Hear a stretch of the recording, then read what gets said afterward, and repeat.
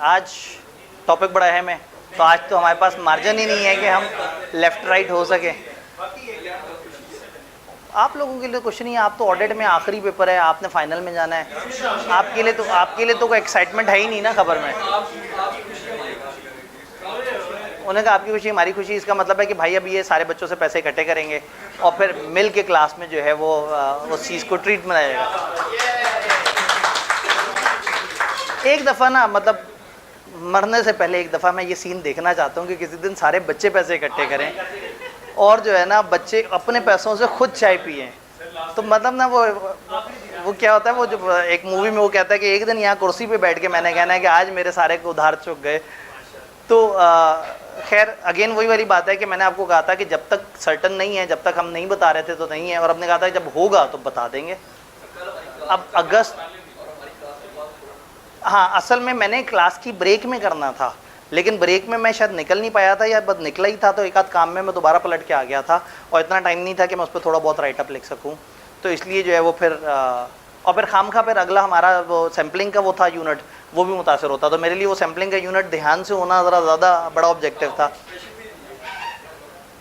Expression कहाँ, lecture में भाईजान? मतलब ये तो दिल तो कब्रिस्तान होता है ना भाई। बात ये है कि सर्टेनिटी का जो बात थी वो तो कल थी, लेकिन अनसर्टेनिटी तो पिछले कई महीने से थी, और बस ख्वाहिश यही थी कि कोई भी ऐसा काम ना हो जिससे किसी कॉलेज को तकलीफ़ पहुंचे। ठीक है, लेकिन जाहिर है एक नेचुरल तकलीफ़ तो होनी है। मतलब फॉर एग्जांपल मैं कहूँ कि मैं किसी कॉलेज को तकलीफ़ नहीं देता, लेकिन जब मैं बच्चों को पढ़ाता हूँ और कम पैसों में पढ़ाता हूँ तो ऑटोमेटिकली कुछ लोगों को तकलीफ़ हो जाती है। उस तकलीफ़ का कुछ नहीं कर सकते, लेकिन हम चाह के किसी का नुकसान नहीं करते या किसी को अनड्यू तकलीफ़ नहीं देने की कोशिश कर रहे होते। अभी भी कोशिश ये कर रहे हैं कि कोई ऐसी एडजस्टमेंट हो जाए कि वो उधर भी उनको ज़्यादा परेशानी ना हो, कोई ना कोई दरमियानी थोड़ा सा और रास्ता निकल आए कि हम हल्का फुल्का कोई एक आध बैच जो है वो उधर भी किसी तरह से कर लें, अगर ज़रा कुछ इखलाकी तौर पे ज़रा थोड़ी सी कोई दबाव हो या कुछ और इस तरह से। और दूसरा जो मेरे ऊपर इखलाकी दबाव है वो काफ़ी ज़्यादा है, वो ख़वातीन वाला मामला है कि ख़वातीन को, क्योंकि हम ऑलरेडी इस कैंपस में अपने जो एक्सपेक्टेड लोड था, इवन विदाउट जवाद साहब भी जो एक्सपेक्टेड लोड था, मैं समझ आ रहा था कि हम ख़वातीन को इस कैंपस में शायद डिसेंटली नहीं उनके साथ डील कर सकेंगे। तो मैं ढूंढ रहा हूँ, और अभी मैंने अगस्त के मिड से ऑनवर्ड काफ़ी तेज़ कर देनी है अपनी सर्च। अगर मैं सितंबर के स्टार्टिंग डेट्स तक अगर मतलब कोई आधे पौने महीने में कोई जगह मुझे मिल सकी, कोई कैंपस मिल सका ऐसा जो करीब भी हो और जिसको हम थोड़ा सा बेहतर तरीके से अरेंज कर सकें, तो फिर हम ख़वातीन को किसी तरह से वहाँ पे फैसिलिटेट कर दें तो उससे मतलब ज़रा इजी हो जाए। चूँकि ये कैंपस ज़ाहिर है अपनी इसमें इतनी कैपेसिटी नहीं है और एक ख़ास लेवल से ज़्यादा इसकी कैपेसिटी को अपग्रेड भी नहीं किया जा सकता। तो इसलिए जो है ना वो फिर ऐसे में दो अलग अलग जेंडर्स को एक डिसेंट तरीके से अलग अलग तरीके से लेके चलना थोड़ा सा मुश्किल हो जाएगा। तो कल परसों से ना मुझे बड़ी दुखी सी ईमेल्स भी आ रही हैं, और वो ईमेल ये है कि जी आप जो है वो हमारे साथ जुल्म कर रहे हैं। तो मैंने कहा कि जुल्म नहीं है, मतलब मैं थोड़ा रिस्पेक्ट वाले उसमें वो हूँ। ऐसा नहीं है कि हमने अभी दाखिले बंद किए हुए हैं, पिछले 1.5-2 महीने से जो नए एडमिशन्स हैं उसमें फ़ीमेल एडमिशन्स नहीं हो रहे, इसी चक्कर में कि हमारा कैंपस इस वक्त एंड पे ज़रा रश ज़्यादा बढ़ रहा था और हमें थोड़ा सा इनडिसेंट लग रहा था वो सारा। और अगेन हमारे पास स्टाफ में इतनी फ़ीमेल्स भी नहीं हैं कि जो ख़वातीन की इशूज़ को सही से हैंडल कर सकें। तो बस कोशिश ये है कि किसी तरह से जो मतलब अब ये 2 कोशिशें दोनों हजरात की तरफ, मेरी तरफ कोशिश ये है कि ख़वातीन का कोई ना कोई और इस तरह का ऑप्शन बन जाए जिससे वो एटलीस्ट लाइव स्ट्रीमिंग या इस तरह का कोई वो हो जाए। ऑनलाइन तो लेक्चर्स चल रहे होंगे, यानी कि यहाँ पे जो जिस तरह से भी होगा ऑनलाइन तो सबके लिए सारी चीज़ें अवेलेबल हैं। मैं देख रहा हूँ कि कोई सेमी फिज़िकल इस तरह की ऑप्शन हो कि कम अज़ कम वो फिज़िकली हमारे किसी कैंपस में आ सकें, चाहे टीचर मौजूद ना हो, लाइव स्ट्रीमिंग टाइप की चीज़ हो रही हो, या इधर आ जाएँ। या फिर हम कोशिश कर रहे हैं कि अगर वो दूसरे साहब हैं जो मतलब पीछे वाला जो सेटअप है जो कॉलेज है, अगर उनको बहुत ज़्यादा परेशानी या बहुत ज़्यादा वो कहते हैं कि जी ये देखें ये बड़ा इस तरह से हो गया उस तरह से हो गया, तो हम उनके सामने एक डील रख देंगे। देखिए हम कोशिश करते हैं कि थोड़ा जाते जाते भी आपका कुछ ना कुछ एक अच्छा वो काम हो जाए, तो शायद हम थोड़ा सा उनके साथ कोई अच्छी सी डील कर लें। ये मेरे हिस्से की प्रॉब्लम है। जो आने वाले साहब हैं उनके हिस्से का प्रॉब्लम ये है कि वो ज़ाहिर इतने अरसे से एक इदारे को लेके चल रहे हैं, तो उनके ऊपर काफ़ी इखलाकी प्रेशर है। वो 5-6 महीने पहले भी वो वहाँ से काफ़ी ज़्यादा चार्ट हुए थे, लेकिन वो अपने तौर पे बस उस अपने कमिटमेंट को पूरा कर रहे थे, जिससे ये फील आ रही थी कि वो इदारा छोड़ने वाले हैं। जैसे मैंने आपसे कहा था कि अगर वो छोड़ नहीं रहे तो फिर यहाँ वाला फ़ैसला नहीं है, अगर वो छोड़ दें तो जिस दिन वो छोड़ेंगे एग्जैक्टली उस दिन जो है वो इंशाल्लाह ताला तो वो बस उनके छोड़ने की खबर पहुंची है लाइट की रफ्तार से, और हम शाम के खाने पे इकट्ठे आम खाए हमने। तो हाँ, वो आम खा रहे थे, मैं गुठली गिन रहा था। तो खैर कहने का मतलब ये है कि वो एक बच्चे ने ना चलते फिरते कहा, सर फिर आपके तो बहुत सारे पैसे लगे होंगे सर, वो तो जो है ना बहुत ज़्यादा खर्चा करना पड़ा होगा एक अच्छे टीचर के लिए। मैंने कहा भाई हर किसी का मिजाज और होता है, ठीक है, उधर पैसों वाली गेम नहीं थी। एक आम की महफिल पे इकट्ठे हुए, उस आम की आधी भागे उन्होंने खाई, नहीं शायद आधी से कम, एक आधी से मैंने ज़्यादा खा ली थी। तो वो हमने जो डिसीजन लिया है वो एक ऐसी महफिल में लिया है जिसमें सामने जो है उस वक्त फौरी तौर पे एक आम अवेलेबल था, और वो आम खाते खाते हम कोई ख़ास फैसले कर रहे थे। तो कहने का मतलब है कि वो हर जगह डिसीजन उस तरह से नहीं होता जिस तरह से लोगों के जहन में होता है कि पता नहीं क्या एक बहुत बड़ा ही जो है ना, वो मैं शायद कोई DHA का एक बड़ा सा प्लॉट लिया होगा और शायद एक बड़ा सा महल जो है वो गिफ्ट किया होगा या इस तरह से। मैंने कहा भाई हमारा गरीब खाना है और ये हमारा है भी नहीं। वो जहाँ से आ रहे हैं उनकी गार्डन टाउन में 4-5 बिल्डिंग्स हैं 2-2 कनाल की, तो वो मसला नहीं है। बस ये है कि स्टूडेंट्स को उस तरीके से सर्व करना है कि मतलब उनकी इखलाकी तरबियत वगैरह भी हो सके। तो मैंने उन्हें कहा कि जी हम अपने तौर पे जो कमर्शियल सेंस वाली इखलाकी तरबियत है वो करते हैं, लेकिन दीनी तौर पे हम ज़ाहिर है इतने अच्छे मुसलमान अपेरेंटली नहीं हैं, तो ये दूसरी वाली तरबियत जो है वो आप ज़रा ज़्यादा बेहतर कर सकेंगे। तो अल्लाह करे कि आप उस तरबियत से फैज़याब भी हों, ठीक है, इंशाअल्लाह ताला। और वैसे भी आप लोग तो आखिरी पेपर में, आप लोग क्यों परेशान हो रहे हैं, ठीक है। और फाइनल में इतने आराम से वो नहीं आएंगे। तकरीबन 13 साल से 12 साल से मैं उनके पीछे हूँ कि फ़ाइनल में आए, और वो नहीं आते क्योंकि कैफ़ के अंदर ही ना जब इस दफ़ा टाइम टेबल आएगा तो शायद उनकी 8 घंटे की क्लास होंगी सिर्फ कैफ़ की एक दिन में। असल में ये बात सुन के आपने वो तो किया, मैं इस वक्त 8.5 घंटे की कैफ़ की क्लासें पढ़ा रहा हूँ, लेकिन अगेन वही वाली बात है कि एक मामला होता है कि एक टीचर को एक ख़ास लेवल से, भाई मैं तो अपने शौक़ में पढ़ा रहा हूँ, ठीक है, और मैं तो इदारे के लिए कुछ ना कुछ ज़ाहिर है उस इदारे को साथ लेके चलना है। तो ऐसे में अगर एक और बंदा जो है वो अपने आउट ऑफ द वे निकल के और बहुत ज़्यादा मेहनत कर रहा होता है, तो फिर बिला वजह उनको स्ट्रेच करके, और दूसरा फ़ाइनल होती है रात के वक्त, तो वो सुबह अर्ली क्लासें शुरू कर लेते हैं, तो फ़ाइनल के अंदर जो है ना वो काफ़ी मुश्किल है। एक ऑप्शन ये हो सकती है कि शायद साल के अंदर आहिस्ता आहिस्ता कुछ रिकॉर्डेड क्लासेस बना के और कुछ फ़ाइनल के लिए आहिस्ता आहिस्ता कुछ डाटा इकट्ठा हो जाए, लेकिन फ़ाइनल इतनी जल्दी आसान नहीं लग रहा, और शायद आगे भी इतना आसान नहीं है, क्योंकि ये तो मेरी जंग 12 साल से जारी है। तो अभी तक तो मैं उनको फ़ाइनल के लिए नहीं कन्विंस कर सका। तो बहरहाल तो इधर भी स्कैन में भी फ़ाइनल का फिर सारा सेगमेंट मेरे पास होता था, कैफ़ का सारा सेगमेंट उनके पास होता था। तो अब देखते हैं, एक और कोशिश करके देख लेंगे। तो ये है बस, मतलब और तो कुछ वो नहीं था। एक्चुअल बात कौन सी, जो चाहे वो तो हो गया ना कि जब मतलब एक दिन ऐसा देखना है जब आप सारे पे लोग पैसे इकट्ठे करें, और पैसे इकट्ठे करके जो है ना,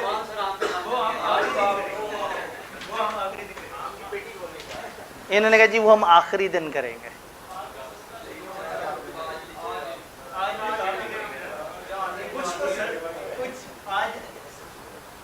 आप में से कोई कमती लो ले रहा है, ठीक है, और ये वाले भाई भी मुझे नज़र आए थे, ठीक है। तो हमने कमती लॉ में वो सारा कर लिया जो हमने करना था। भाई कमती लॉ के बच्चों ने तो आगे आना है, आप लोगों ने तो आगे आना ही नहीं है। आप लोग सारी चाय रुड़ जानी है, चाय ज़ाया चली जानी है। नहीं ऐसा नहीं है, ऐसा नहीं है कि अगर आपसे कोई गर्ज नहीं है तो आपको चाय भी ना पिलाई जाए, लेकिन हम इस तरह की चाय बीच में पी चुके हुए हैं, वो ख़त्म भी हो गई। तो भाई ये चाय भी ख़त्म हो जाएगी। जो याद रहता है वो इखलास याद रहता है, जो याद रहेगा वो लेक्चर याद रहेगा। तो जो लॉन्ग टर्म चीज़ है उधर आए ना, आप क्या हल्की चीज़ों पे बातें कर रहे हैं।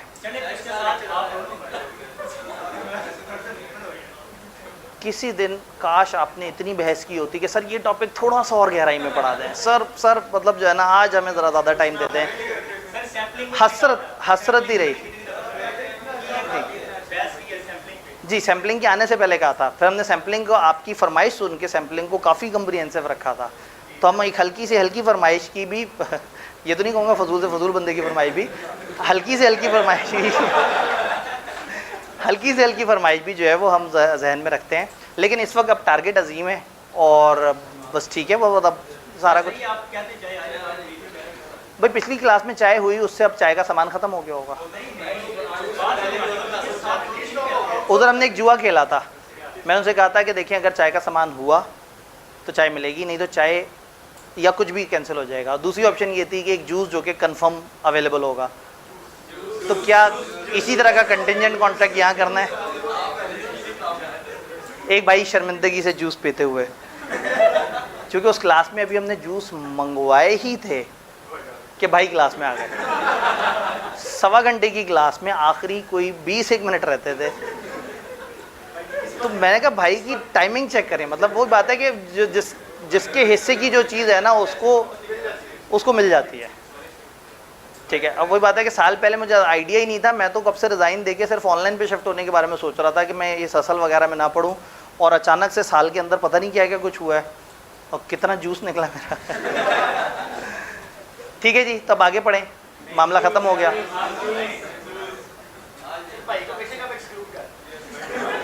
इतने से जूस से आपकी ज़बानें बंद हो जाएंगी। आप लोगों को कल को लोग कीमे वाले नान से आपका वोट खरीद लेंगे। आप अपने तौर पे अपने आप को इतना मुकद्दम कर लें, आप अपनी कीमत बढ़ाएं। आपकी कीमत जन्नत है, आपके नफ्स की। जन्नत से नीचे कुछ भी एक्सेप्ट ना करें। हाँ ना, कि आपका डिपार्टमेंट नहीं है, वो बड़े हाजी साहब जो है ना वो करेंगे। आप जो है ना इस्लामी बातें ना करें, आप जो है ना कारोबारी बातें करें। ठीक है, ये अच्छी बात है कि कम से कम मेरे चेहरे पे आपको एक कारोबारी चेहरा नज़र आता है, तो फिर मैं समाजी कुछ बातें ऐसी कर लेता हूँ जो आप एक्सेप्ट भी कर लेते हैं कि ये मौलवी नहीं है। जब आप मान लेते हैं ना कि एक बंदा मौलवी है, तो फिर उसकी बातों को आप थोड़ा सा बाइज्ड हो गए कि हाँ ये तो मौलवी है, ये तो ऐसी बात कर रहा है। तो मेरे जैसा गुनाहगार को अच्छी बात कर देना तो वो कहते हैं हाँ यार ये तो अपने जैसे गुनाहगार है, बल्कि हमसे ज़्यादा ही लग रहा है। तो ये अच्छी बात कर रहा है तो शायद ये कोई अच्छी बात होती होगी। तो मेरे ख्याल में अब आगे चलते हैं।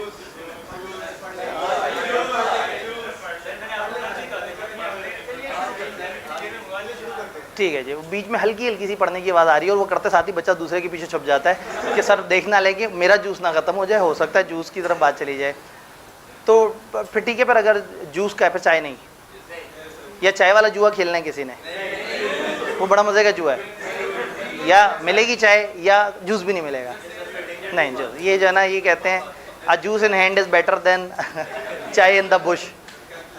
तो ठीक है, लेकिन बच्चे ज़्यादा हैं यार, को तरस खा लिया करें। उन्होंने कहा अब तो आप खरबों में खेलेंगे, अल्लाह माफ़ी दे।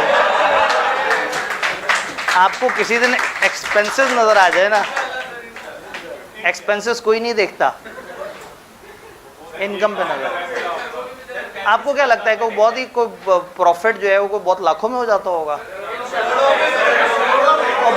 भाईजान ब्रेक इवन के आसपास चल रही होती हैं चीज़ें। हमारी अपनी बिल्डिंग नहीं है, किसी और की बिल्डिंग में किराए पे बैठे हुए होते हैं। हमारे आधे से ज़्यादा तारें हर तीसरे दिन सड़ जाती हैं, जो मतलब इतने सारे साथ एक्सपेंस होते हैं। हमारे बहुत सारे कैपिटल नेचर के एक्सपेंस हमें रेवेन्यू में डालने पड़ते हैं। वहाँ से प्रॉफिट लेके आ रहे हैं। नहीं जी, उन्होंने कहा वो प्रॉफिट लेके आ रहे हैं जो है ना, पता नहीं आप लोगों की कैलकुलेशन पता नहीं किस किस्म की होती है। अल्लाह आपकी ज़बान मुबारक करे। मेरा ये मानना है कि हम इस वक्त फाइनेंशियली जिस पोजीशन में हैं, हम 6 महीने बाद भी तकरीबन उसी के आसपास की पोजीशन में होंगे, क्योंकि हम फिर जो है जो रेवेन्यू होगा हमने उसको उसी तरह से खर्चना है।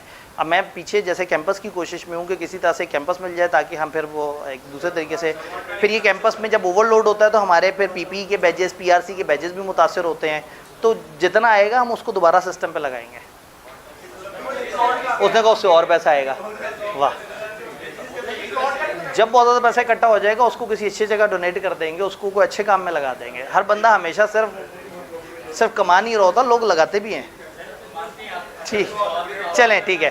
तो जूस ख़त्म हो गया फिर, यानी तो फिर जूस मंगवा के टाइम तो वेस्ट ना करें, आगे चलते हैं। अगर एक जूस से आप लोगों की ज़बानें खामोश हो जाती हैं तो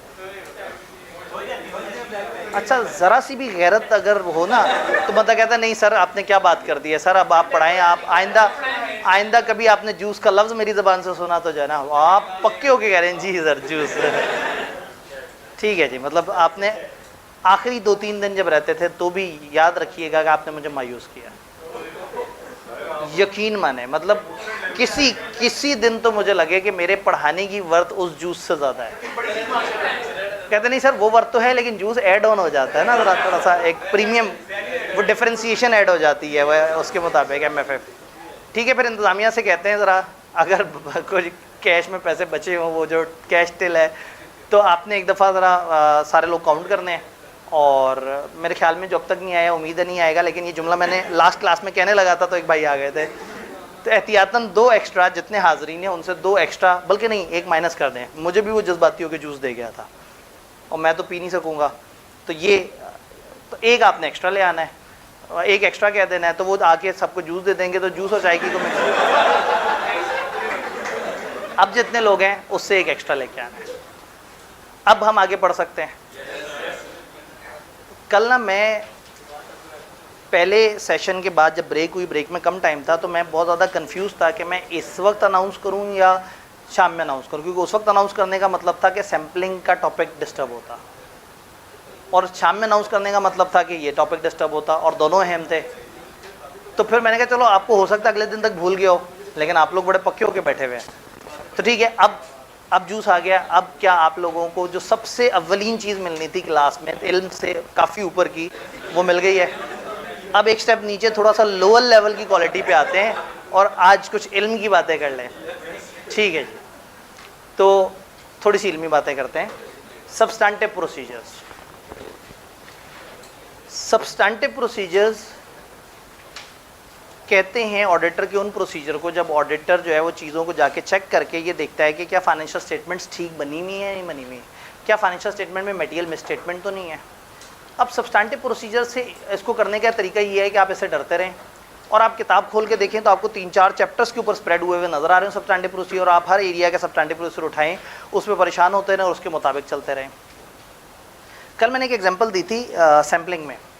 मैंने ये कहा कि आपके 100 AC, 20 रसीदें, 3 रिपोर्टें। मैंने कहा AC मौजूद नहीं होगा तो आप रिपोर्ट ख़राब कर देंगे। एक भाई क्लास के बाद मेरे पास आए, उन्होंने कहा सर ये क्या बात हुई, अकाउंट्स में अगर गड़बड़ होती है तो ही ऑडिटर ओपिनियन ख़राब करता है ना, AC की ना मौजूदगी से आप ओपिनियन क्यों ख़राब करेंगे। तो वहाँ पे फिर ये चीज़ मैं बताना ज़रूरी समझूंगा आप सब लोगों को कि financial statement is not the only thing जिसको देख के ऑडिटर कहता है कि ये सही है या गलत है। जब ऑडिटर फाइनेंशियल्स को ऑडिट कर रहा होता है तो बेसिकली वो फाइनेंशियल्स में छुपे हुए कुछ क्लेम्स को ऑडिट कर रहा होता है। फाइनेंशियल्स में छुपे हुए, ये ज़रा इसको मैं कर दूं, अगर ये बेचारा बंद भी नहीं हो रहा, फाइनेंशियल में छुपे हुए कुछ क्लेम्स को वेरीफाई कर रहा होता है। जिस दिन वो क्लेम्स वेरीफाई हो जाते हैं ना, उस दिन ऑडिट कंप्लीट हो जाता है। यानी अगर एक AC फाइनेंशियल में नज़र आ रहा है और सामने मौजूद नहीं है तो गलत लिखा हुआ है। AC सामने भी मौजूद है और फाइनेंशियल भी में नज़र आ रहा है, लेकिन रसीद इनकी नहीं है तो भी गलत है। रसीद भी इनकी है, AC भी इधर लगा हुआ है, लेकिन फाइनेंशियल में नज़र नहीं आ रहा तो भी गलत है। AC भी लगा हुआ है, रसीद भी मौजूद है, फाइनेंशियल भी नज़र आ रहा है, लेकिन ज़्यादा वैल्यू पे नज़र आ रहा है तो भी गलत है। इसका मतलब है कि जब आप ऑडिट करते हैं तो आपके जहन में कुछ फीचर्स होते हैं फाइनेंशियल स्टेटमेंट के, जिनको आप वेरीफाई करेंगे तो फिर आपको पता लगेगा कि चीज़ें ट्रू एंड फेयर व्यू दे रही हैं या नहीं दे रही। मैं इसकी एग्जांपल देता हूँ एक बिल्डिंग से। एक शख्स को आप साथ लेके जाते हैं और आप उसे कहते हैं कि मैं तुम्हें ना एक बिल्डिंग दिखाता हूँ और तुम बताओ ये बिल्डिंग कैसी बनी हुई है, अच्छी बनी हुई है या बुरी, बिल्डिंग के बारे में ओपिनियन दो। आप उसके साथ जाते जाते एक जगह गाड़ी रोकते हैं और उसको कहते हैं आओ गाड़ी से बाहर निकलें। वो कहता है क्यों? आप कहते हैं आगे 2 किलोमीटर का ऐसा रास्ता है जहाँ तक गाड़ी नहीं जाती, आओ मैं तुम्हें जाके अपनी बिल्डिंग दिखाऊँ। वो बंदा वहीं से गाड़ी में बैठेगा, कहेगा बकवास बिल्डिंग है, फजूल बिल्डिंग है। मतलब एक ऐसी बिल्डिंग जहाँ तक पहुँचने के रास्ते में गाड़ी नहीं जाती और 2 किलोमीटर पहले गाड़ी रोक के पैदल जाना हो तो कितनी थकी हुई बिल्डिंग होगी। हालांकि महल खड़ा हुआ था वहाँ, खूबसूरत बिल्डिंग थी, शीशे ही शीशे लगे हुए थे। वो भाई साहब ने बिल्डिंग देखने से पहले कह दिया फजूल बिल्डिंग है। फ़र्ज़ करें ये रास्ते वाला मसला नहीं था, आप वो साहब को लेके आए वहाँ और आपने कहा ज़रा आप यहाँ रोकें, मैं ज़रा पार्किंग ढूंढ के आऊँ, बाज़ार में कहीं ना कहीं जगह मिलेगी, मैं गाड़ी पार्क कर दूँगा। उसने कहा बिल्डिंग में लगाए ना, बिल्डिंग की पार्किंग में। आपने कहा जी बस वो पार्किंग नहीं है इसमें, 10 मंजिला इमारत है, पार्किंग देना भूल गए। तो वो कहेगा भाई मैं बिल्डिंग के अंदर नहीं जा रहा, इंतहाई फजूल बिल्डिंग है, वापस चलो। बात समझ रहे? फ़र्ज़ करें बिल्डिंग के अंदर चले गए, पार्किंग भी मौजूद थी, रास्ता भी सही था। अंदर पहुंचे, ग्राउंड फ्लोर देखा, उसने कहा बड़ी खूबसूरत बिल्डिंग है, सारे फ्लोर ऐसे हैं। आपने कहा हाँ आओ सीढ़ियों की तरफ चलते हैं, तो मैं सारे फ्लोर दिखाएं। उसने कहा सीढ़ियाँ क्यों, लिफ्ट की तरफ। आपने कहा जी लिफ्ट तो है ही नहीं इसमें। तो उसने पूछा फर्स्ट फ्लोर वाले कैसे जाते होंगे इन सीढ़ियों से? तो उसने कहा जो 5th फ्लोर वाले वो कैसे जाते होंगे? कहते हैं इन्हीं सीढ़ियों से बार बार। तो उसने कहा क्या मतलब, आप ये कहना चाह रहे हैं कि 10 मंजिला इमारत में, इस खूबसूरत इमारत में लिफ्ट नहीं है? उसने कहा नहीं है। उसने कहा मैंने ऊपर जाना ही नहीं है, वापस चलो, फजूल बिल्डिंग है। पिक कर रहे हैं बात को? बिल्डिंग अगर हवादार ना हो, बिल्डिंग में अगर फायर का सिस्टम ना हो, फायर एग्जिट ना हो, बिल्डिंग एलडीए के नक्शे के मुताबिक ना बनी हुई हो, बिल्डिंग में हवादारी का मसला हो, कुछ इस तरह के मसले हो, बिल्डिंग की लोकेशन का मसला हो, ऑडिट करना था अपने बिल्डिंग का, और आप चले गए फजूल चीज़ों की तरफ। इसके सेल ज़रा कुछ प्रॉब्लम कर रहे हैं।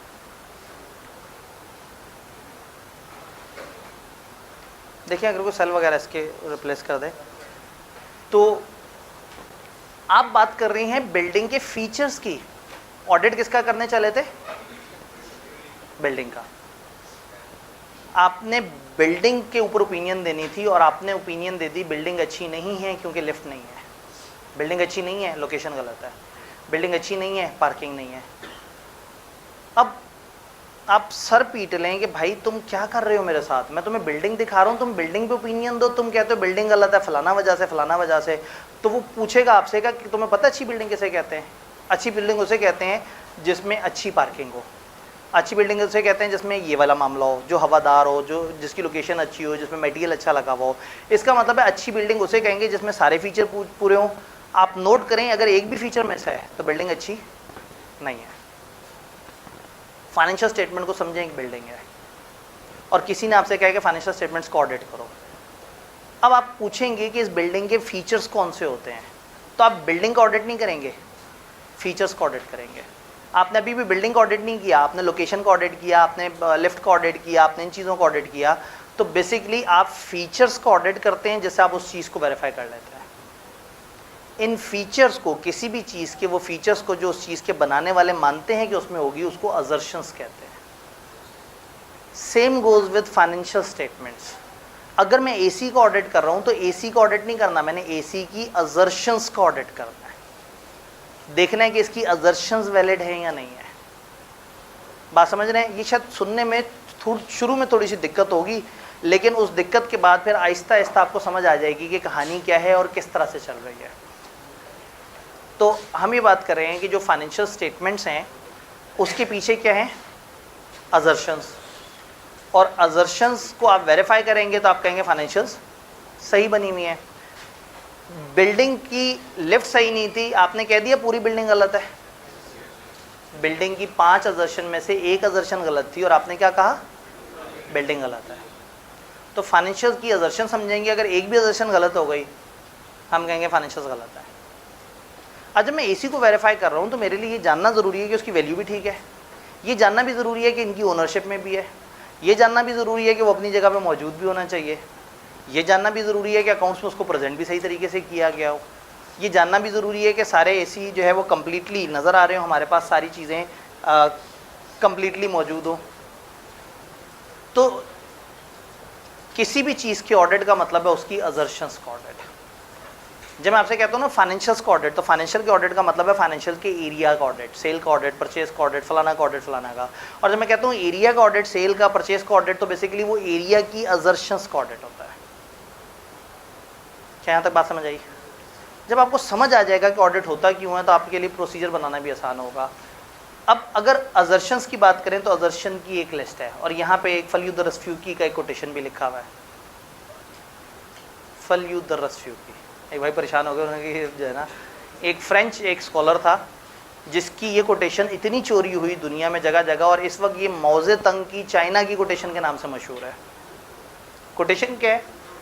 मैं अपनी कौम को मछलियाँ पकड़ के नहीं दूंगा, मैं अपनी कौम को मछलियाँ पकड़ने का तरीका सिखाऊंगा। अगर लीडर ऐसा हो जो कौम को मछलियाँ पकड़ के दे तो कौम लीडर पे डिपेंडेंट रहती है। जिस दिन लीडर गायब उस दिन कौम फारिग। लेकिन अगर लीडर उन्हें मछली पकड़ने का तरीका सिखा दे तो लीडर अगर नहीं भी मौजूद होगा उनके दरमियान तो उनको मछलियाँ पकड़नी आती होंगी, वो अपना गुजारा करते रहेंगे। तो अच्छे लीडर वो नहीं होते जो मछलियाँ पकड़ के आपको पकड़ा दें, अच्छे वो लीडर वो होते हैं जो आपको मछलियाँ पकड़ने का तरीका। अब एक टीचर आपको 25 सवाल कराए कॉस्ट अकाउंटिंग के और आपको ये ना पता हो कि कैसे करना है, लेकिन उसने 25 सवाल करा दिए तो उसने मछलियाँ दे दी हैं आपको। एक टीचर ने 5 सवाल कराए लेकिन आपको सवाल करने का एक पूरा निज़ाम समझा दिया और आप इतने कैपेबल हो गए कि 80 to 90% ऑफ द सवाल सॉल्व करने की पोजीशन में आ गए, तो उसने आपको मछलियाँ पकड़ने का तरीका सिखाया है।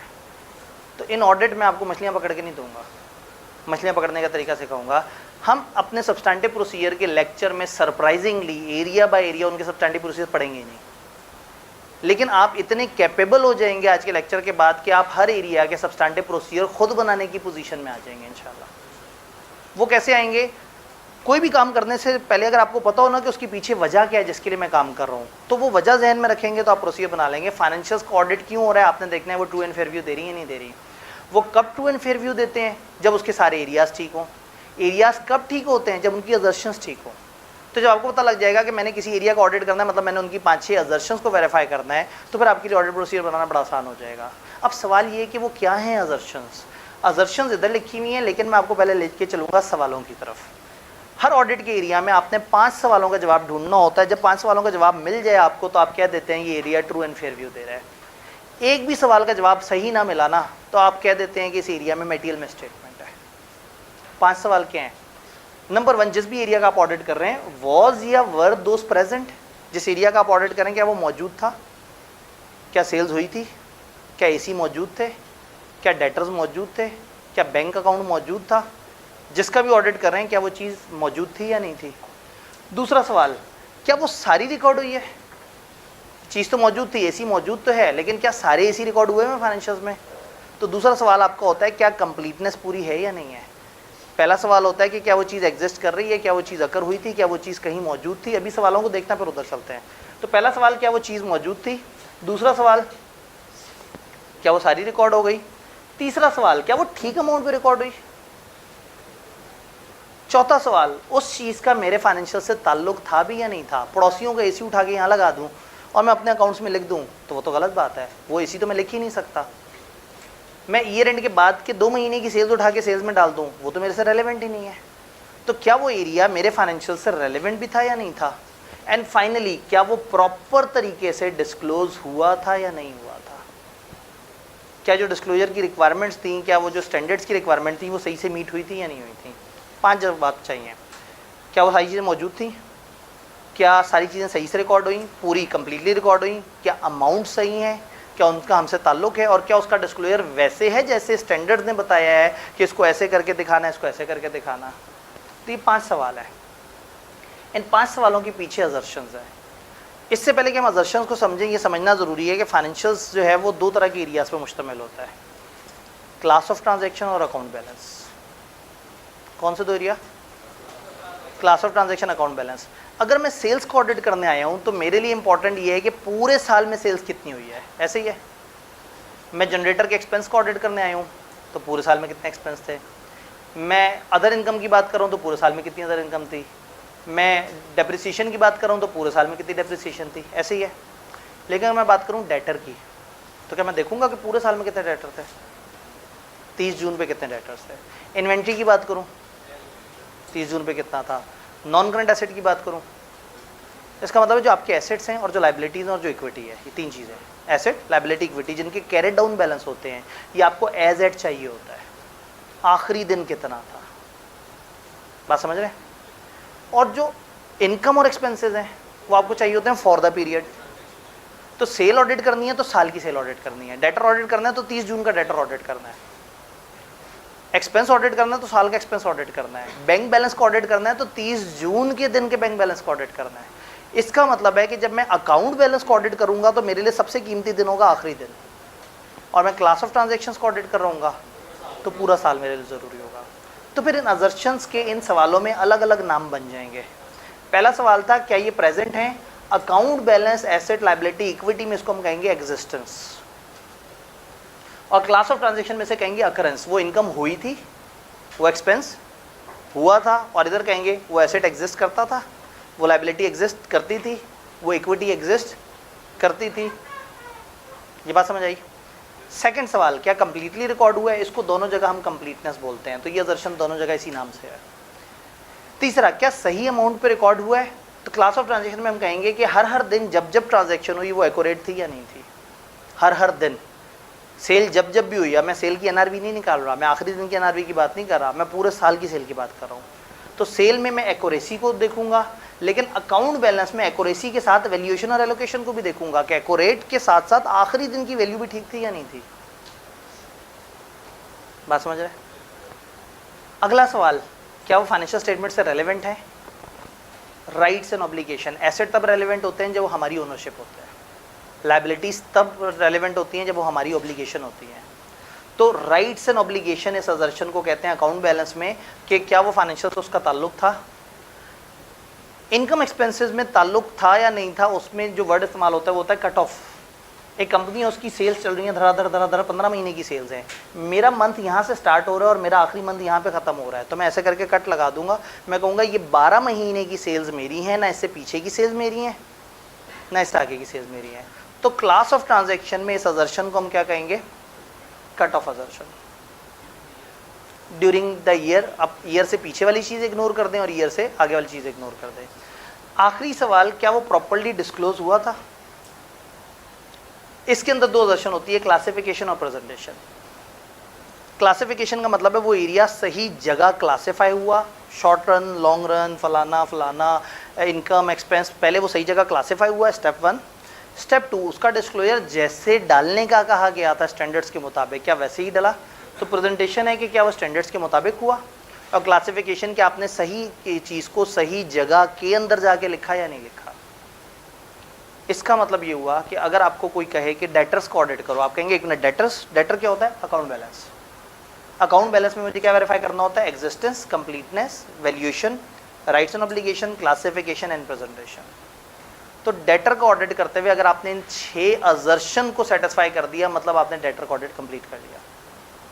अब मुझे किताब उठा के रट्टे मारने की ज़रूरत नहीं है कि डेटर के 17 प्रोसीजर्स कौन से होते हैं और कैश के 15 प्रोसीजर्स कौन से होते हैं और फलाना के 10 प्रोसीजर्स कौन से होते हैं और फलाना के 8 प्रोसीजर्स क्या होते हैं। मैंने खामोशी से बैठना है, मुझे ये बात सर ने बताई भी है कि 7 में से कोई एक प्रोसीजर लगाना होता है या उनकी मिक्सिंग लगानी होती है। याद है 7? इंक्वायरी, ऑब्जर्वेशन, इंस्पेक्शन और वो सारा। तो ये तो आपको पता है कि उन 7 के अलावा कुछ नहीं होना। तो उन 7 की मिक्सिंग लगानी है हमने और हमने इन 6-5 असर्शंस के जवाब ढूंढने हैं। तो इससे क्या होगा, हम थोड़ी सी प्रैक्टिस करेंगे तो हम इसके जवाब ढूंढने आ जाएंगे। फिर हम थोड़ी सी और प्रैक्टिस करेंगे तो हम हर असर्शन के कुछ टिपिकल प्रोसीजर समझ लेंगे। तो फिर पेपर में वो दुनिया का कोई भी एरिया दे दे, आप उसका 70-80% तो फ़ौरन से मुंह तोड़ जवाब दे देंगे। और फिर जब तसल्ली से बैठ के सोचेंगे तो थोड़े से और पॉइंट्स आपके जहन में आएंगे और आप ज़्यादा अच्छा जवाब कर रहे होंगे। स्ट्रेटिफिकेशन याद है? ग्रुप्स बना दें। अब 2 बच्चों की प्रेजेंटेशन देखें। एक बच्चा पेपर में गया, सवाल आया इन्वेंट्री के सब्सटैंटिव प्रोसीजर बताओ। उस बच्चे ने कहा ये होता है, ये होता है, ये होता है, ये होता है, ये होता है, ये करते करते करते करते करते उसने 17 लाइनें लिख दी हैं, जिसको देखते एग्जामिनर कह रहा है कि आधी तो गप होगी, क्योंकि बच्चे के ऊपर भरोसा उसका ख़त्म हुआ होता है, पिछले सवाल भी उसने चेक किए हुए होते हैं।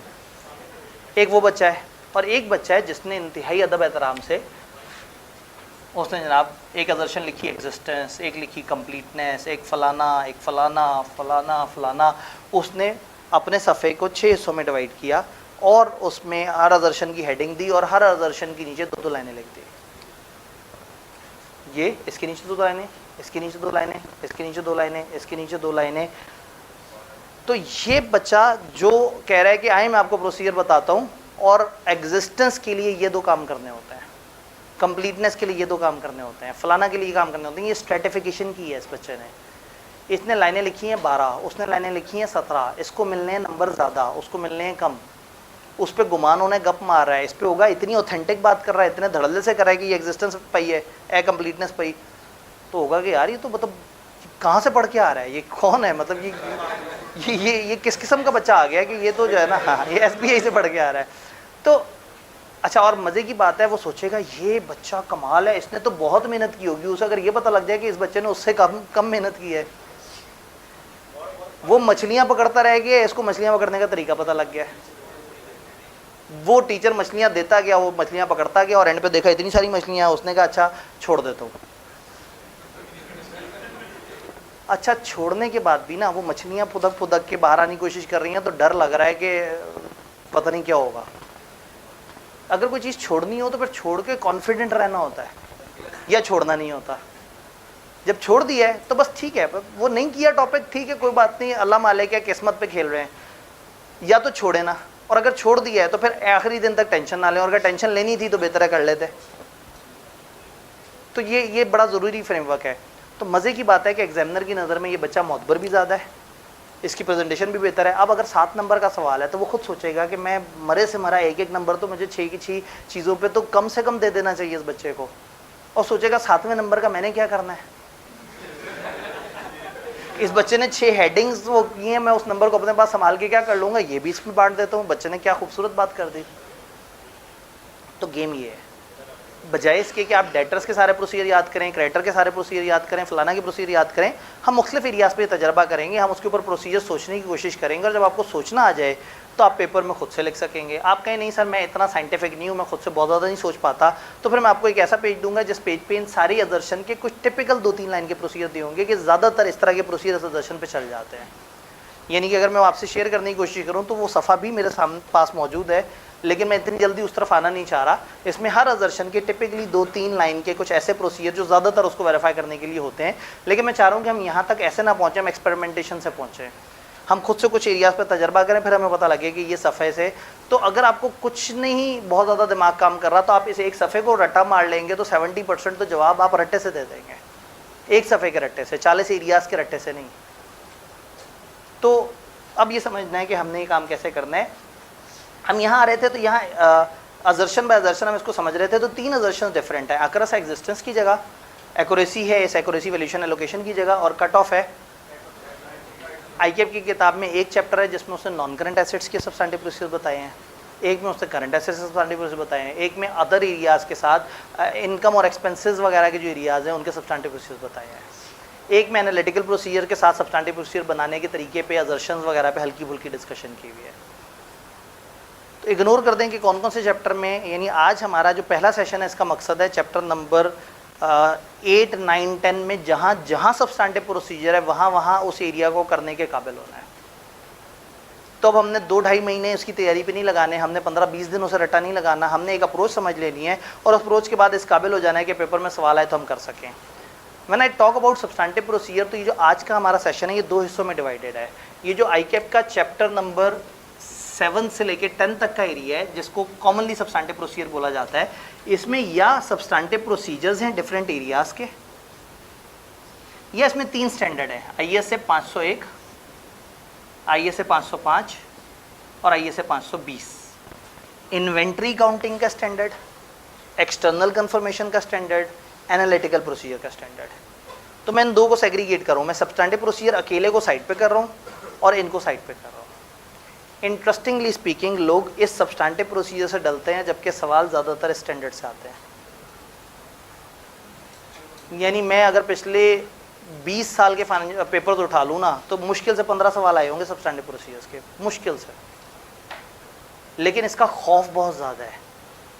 अब सब्सटेंटिव प्रोसीजर करते करते अगर हम स्टैंडर्ड को भी बीच में घुसाएंगे तो हम ज़रा परेशान हो जाएंगे, तो हम सब्सटेंटिव प्रोसीजर को अलग से डील करेंगे। यानी इन 3 स्टैंडर्ड्स के ऊपर हम डिस्कशन जो है वो ब्रेक के बाद कर रहे होंगे इंशाल्लाह, और ब्रेक से पहले हमारी सारी डिस्कशन होगी सब्सटेंटिव प्रोसीजर्स बनाने के ऊपर। तो बात समझ आ रही है? तो पहली बात है कि सब्सटेंटिव प्रोसीजर से डरना नहीं है किसी भी टाइम पर। जब आप ये सोचते हैं ना कि पता नहीं क्या जिन चीज़ है, पता नहीं मैं कर सकूँगा या नहीं कर सकूँगा, तो फिर आप नहीं कर पाते। कोई भी रैंडम अगर एरिया उठाएं, मैं नॉर्मली एक ऐसे एरिया की बात करता हूं जो बहुत आसान होता है समझने में, non current asset, fix asset. सबसे पहले जो फिक्स एसेट पुराने ज़माने में स्टैंडर्ड से फिक्स एसेट कहता था, वो उसे क्या कहते हैं? Non current asset. ये पता है ना, पेपर फिक्स एसेट नहीं लिखना। तो नॉन करंट एसेट जो है वो इन 2 में से क्या होता है? Account balance. इसका मतलब है मैं ये गायब कर दूँ, ये गायब कर दूँ, और मैं इधर आके ये हेडिंग लिख दूँ, एग्जिस्टेंस फलाना फलाना फलाना फलाना। अब हर अजर्शन पे आऊँ और सोचूं कि मैं ऐसा क्या प्रोसीजर लगाऊं कि ये वाली चीज़ वेरीफाई हो जाए। नॉन करंट एसेट एग्जिस्ट करता है या नहीं करता, मुझे ये जानकारी हासिल करनी है। तो what should be the procedure? Physical verification. मैं जाके एसेट को अपनी आंखों से देख लूँ, टटोल के देख लूँ, उसको रसीद के साथ मैच करके देख लूँ। अगर इनका कोई एसेट इनके पास नहीं है, किसी थर्ड पार्टी के पास पड़ा हुआ है, उसको ख़त लिख दूँ, या तो मैं वहाँ तक पहुँच जाऊँ या उसको ख़त लिख के उससे कंफर्म कर लूँ कि भाई आप कंफर्म करेंगे इनका एसेट आपके पास यूज़ के लिए आया हुआ है। तो इसका मतलब है एग्जिस्टेंस वेरीफाई करने के लिए एक मोटी मोटी चीज़ जो जहन में आई, दैट इज़ फिजिकल वेरिफिकेशन। और जहन में ये आया कि अगर कहीं और पड़ा हुआ हो तो एक्सटर्नल कंफर्मेशन कर ले। हाँ, असल में बात ये है कि आप एक्सटर्नल कंफर्मेशन का जिक्र ही तब कर रहे हैं जब आपकी अजम्पशन है कि कहीं और है, तो आप कहेंगे अगर asset is maintained outside organisation या asset is held with another party, तो फिर हम एक्सटर्नल कंफर्मेशन कर लें। एग्जिस्टेंस थोड़ा सा मजीद आगे आते हैं। कंप्लीटनेस थोड़ी सी ज़्यादा ट्रिकी होती है, इसके लिए ना उस एरिया की नॉलेज बड़ी अच्छी होनी चाहिए, उसके सारे डॉक्यूमेंट्स का आपको पता होना चाहिए। मैं ज़रा पलट के कंप्लीटनेस की तरफ आता हूँ, ज़रा पहले इधर बात कर लें। Accuracy, valuation and allocation. Non current asset financial statements में सही अमाउंट पे आ रहे हैं या नहीं आ रहे हैं। अब नॉन करंट एसेट का आपको पता होना चाहिए कि अकाउंटिंग स्टैंडर्ड के मुताबिक फाइनेंशियल में सही अमाउंट से क्या मुराद है। नॉन करंट एसेट को किस अमाउंट पे दिखाना होता है, बुक वैल्यू पे, कॉस्ट पे, रिवैल्यूएशन मॉडल पे, किस तरह से डिपेंड करता है। तो लिख दें ये बात, आप लिखें कि हम पूछेंगे कि भाई आप कॉस्ट मॉडल पे हो, रिवैल्यूएशन पे हो, फिर हम चेक करेंगे कि क्या वो शर्तें पूरी हो रही थी कॉस्ट या रिवैल्यूएशन मॉडल की। फर्ज करें वो कहते हैं हम रिवैल्यूएशन मॉडल पे हैं, इसका मतलब है फाइनेंशियल्स में एक रीवैल्यूड अमाउंट आ रही होगी और एक डेप्रिसिएशन, इंक्रीमेंटल डेप्रिसिएशन के साथ कुछ उल्टा सीधा हो रहा होगा। इंडिपेंडेंट वैल्यूअर, हम वैल्यूअर को हायर करें, उससे कहें भाई इस एसेट की वैल्यू हमें कंफर्म कर दो, ठीक है, और हम उसकी डेप्रिसिएशन की जो उनकी वर्किंग है उसको रिकैलकुलेट करके देख लें कि इंक्रीमेंटल डेप्रिसिएशन कितना था, उसके रिवर्स वर्किंग क्या हुई। ये तो अगर रिवैल्यूएशन मॉडल है। अगर कॉस्ट मॉडल है तो कॉस्ट मॉडल कैसे बनता है? कॉस्ट होती है, डेप्रिसिएशन होती है और एंड पे बुक वैल्यू होती है। कॉस्ट में एक ओपनिंग कॉस्ट होती है, एडिशन होती है, सब्ट्रैक्शन होती है, क्लोजिंग मॉडल। तो कॉस्ट का ओपनिंग बैलेंस पिछले साल से वेरीफाई हो जाएगा। फिर एडिशंस, ये कैसे पता लगेंगी? एडिशन इस साल की होती है ना, तो इस साल जो एसेट आए होंगे वो बगैर किसी की इजाज़त के आ गए होंगे? नहीं, जाके अप्रूवल देख लें। और फिर भाई एसेट्स में तो हज़ार तरह की चीज़ें हैं, जो इस दफ़ा नई आई हैं उनको तो आंखों से देख ही लूँ जाके। पिछले साल का तो ऑडिट हुआ है ना, तो असल मसला तो एडिशंस का ही है। तो एडिशंस को जाके फिजिकली वेरीफाई कर लिया जाए, उनको देख लिया जाए कि क्या है, किस तरह से। डिलीशंस का ऑडिट कैसे करें? उसकी वो वर्किंग बनी होगी, अप्रूवल हुआ होगा, पूरे साल बार बार थोड़ी होती है। हाँ, साल में एक बड़ा इवेंट हुआ होगा, उसमें डायरेक्टर मौजूद होगा, उसकी जिम्मेदारी के साथ सारा काम हुआ होगा, वर्किंग हुई होगी और वहीं से डेप्रिसिएशन की अमाउंट निकलेगी जो एडजस्टमेंट में जानी चाहिए। ठीक है, आपने एडिशन डिलीशन देख लिया। अभी हम बिल्कुल टू द पॉइंट बात कर रहे हैं। अकाउंटिंग में उतरे तो इस एक चीज़ के ऊपर हम 20 लाइनें लिख दें। फिर आप पहुँचे आगे क्यूमुलेटेड डेप्रिसिएशन पे। ओपनिंग कैसे वेरीफाई होगा? पिछले साल का closing. For the year depreciation एक शीट बनी हुई होगी कैलकुलेशन की, मैं रेट्स वेरीफाई कर लूँ और उसके ऊपर रीकैलकुलेट करके देख लूँ। एडजस्टमेंट मुझे उस वाली वर्किंग से मिल गई होगी, डिलीशन वाले से, तो फिर क्लोजिंग बैलेंस कैसे पता लगेगा? ओपनिंग प्लस माइनस करके वो कैलकुलेटर से पता लग जाएगा। तो बुक वैल्यू कैसे पता लगेगी? उसके क्लोजिंग में से उसका क्लोजिंग माइनस कर दो। तो ये सारी बातें लिखेंगे तो 12, 13, 15 लाइनें तो इसी के अंदर आप लिख सकते हैं। क्योंकि अब अगेन ज़्यादा गहराई में उतरे तो फिर देखेंगे यूज़फुल लाइफ वगैरह क्या थी उसके ऊपर, लेकिन ना इतने नंबर हैं और ना इतना गहराई में हमें उतरने की ज़रूरत है, क्योंकि हमने तो गुड़ से अगले बंदे को मार दिया, तो जहर तो देने की ज़रूरत ही नहीं है। आपको ये पता लग गया। राइट्स एंड ऑब्लिगेशन, ये एसेट है तो इसमें ऑब्लिगेशन नहीं बोलेंगे, राइट बोलेंगे। तो अजर्शन का नाम है rights and obligation, heading they the rights and obligation. ये एसेट इनके थे, ये किससे पता लगेगा? मैं फेसबुक पे नोटिफिकेशन छोड़ दूंगी, जिसको पता होगी एसेट किसके हैं वो बता दे? नहीं, इनके पास रसीद होगी, कोई ना कोई उसके परचेज का प्रोसेस होगा, कोई ना कोई वो कभी अंदर आया होगा, कोई कागज़ होंगे, कोई मिनट्स होंगे, कोई पेमेंट होगी। तो आप इसमें से जितनी लाइनें लिखना चाहें लिख दें। तो हम इनवॉइस चेक करेंगे, इनवॉइस की पेमेंट चेक करेंगे, इनवॉइस के ऊपर ऑथराइजेशन चेक करेंगे, तो हमें कंफर्म हो जाएगा कि ये एसेट इन्हीं का है। क्लासिफिकेशन, नॉन करंट एसेट है तो ये लायबिलिटी में आना चाहिए ना, इक्विटी में आना चाहिए, इनकम में दिखना चाहिए। तो आप ये कहें कि हम देखेंगे कि इसकी क्लासिफिकेशन नॉन करंट एसेट के तौर पे हुई हुई है या नहीं हुई हुई, और क्या इसको सफिशिएंटली सेग्रीगेट किया है करंट एसेट से, नहीं किया। क्लासिफिकेशन हो गई। प्रेजेंटेशन, प्रेजेंटेशन में हम कहेंगे कि IAS 16 के मुताबिक हम देखेंगे कि डिस्क्लोजर रिक्वायरमेंट पूरी हुई है या नहीं हुई। प्रेजेंटेशन में ना ईमान के 3 दर्जे हैं। एक सबसे मजबूत दर्जा, आप कहें IAS 16 ने कहा है कि ये 5 डिस्क्लोजर होने चाहिए, हम ये 5 डिस्क्लोजर चेक करेंगे। ये सबसे मजबूत दर्जा, स्टैंडर्ड का नाम भी आपको पता है और उसके 5 डिस्क्लोजर्स भी पता है। ईमान का दरमियाना दर्जा, स्टैंडर्ड पता है, डिस्क्लोजर याद नहीं आ रहे, कहेंगे हम चेक करेंगे कि IAS 16 के मुताबिक वो डिस्क्लोजर पूरे हैं या नहीं। फिर आते हैं ईमान से सबसे कमज़ोर दर्जे पे, ना आपको उस एरिया के स्टैंडर्ड का पता है, ना डिस्क्लोजर का पता है, लेकिन जुमला भी चेपना है यहाँ पे। तो आप कहेंगे हम रेलिवेंट स्टैंडर्ड के डिस्क्लोजर रिक्वायरमेंट के साथ मैच कर लेंगे, या हम फाइनेंशियल रिपोर्टिंग फ्रेमवर्क की रिक्वायरमेंट को मैच कर लेंगे। टोटका आ गया।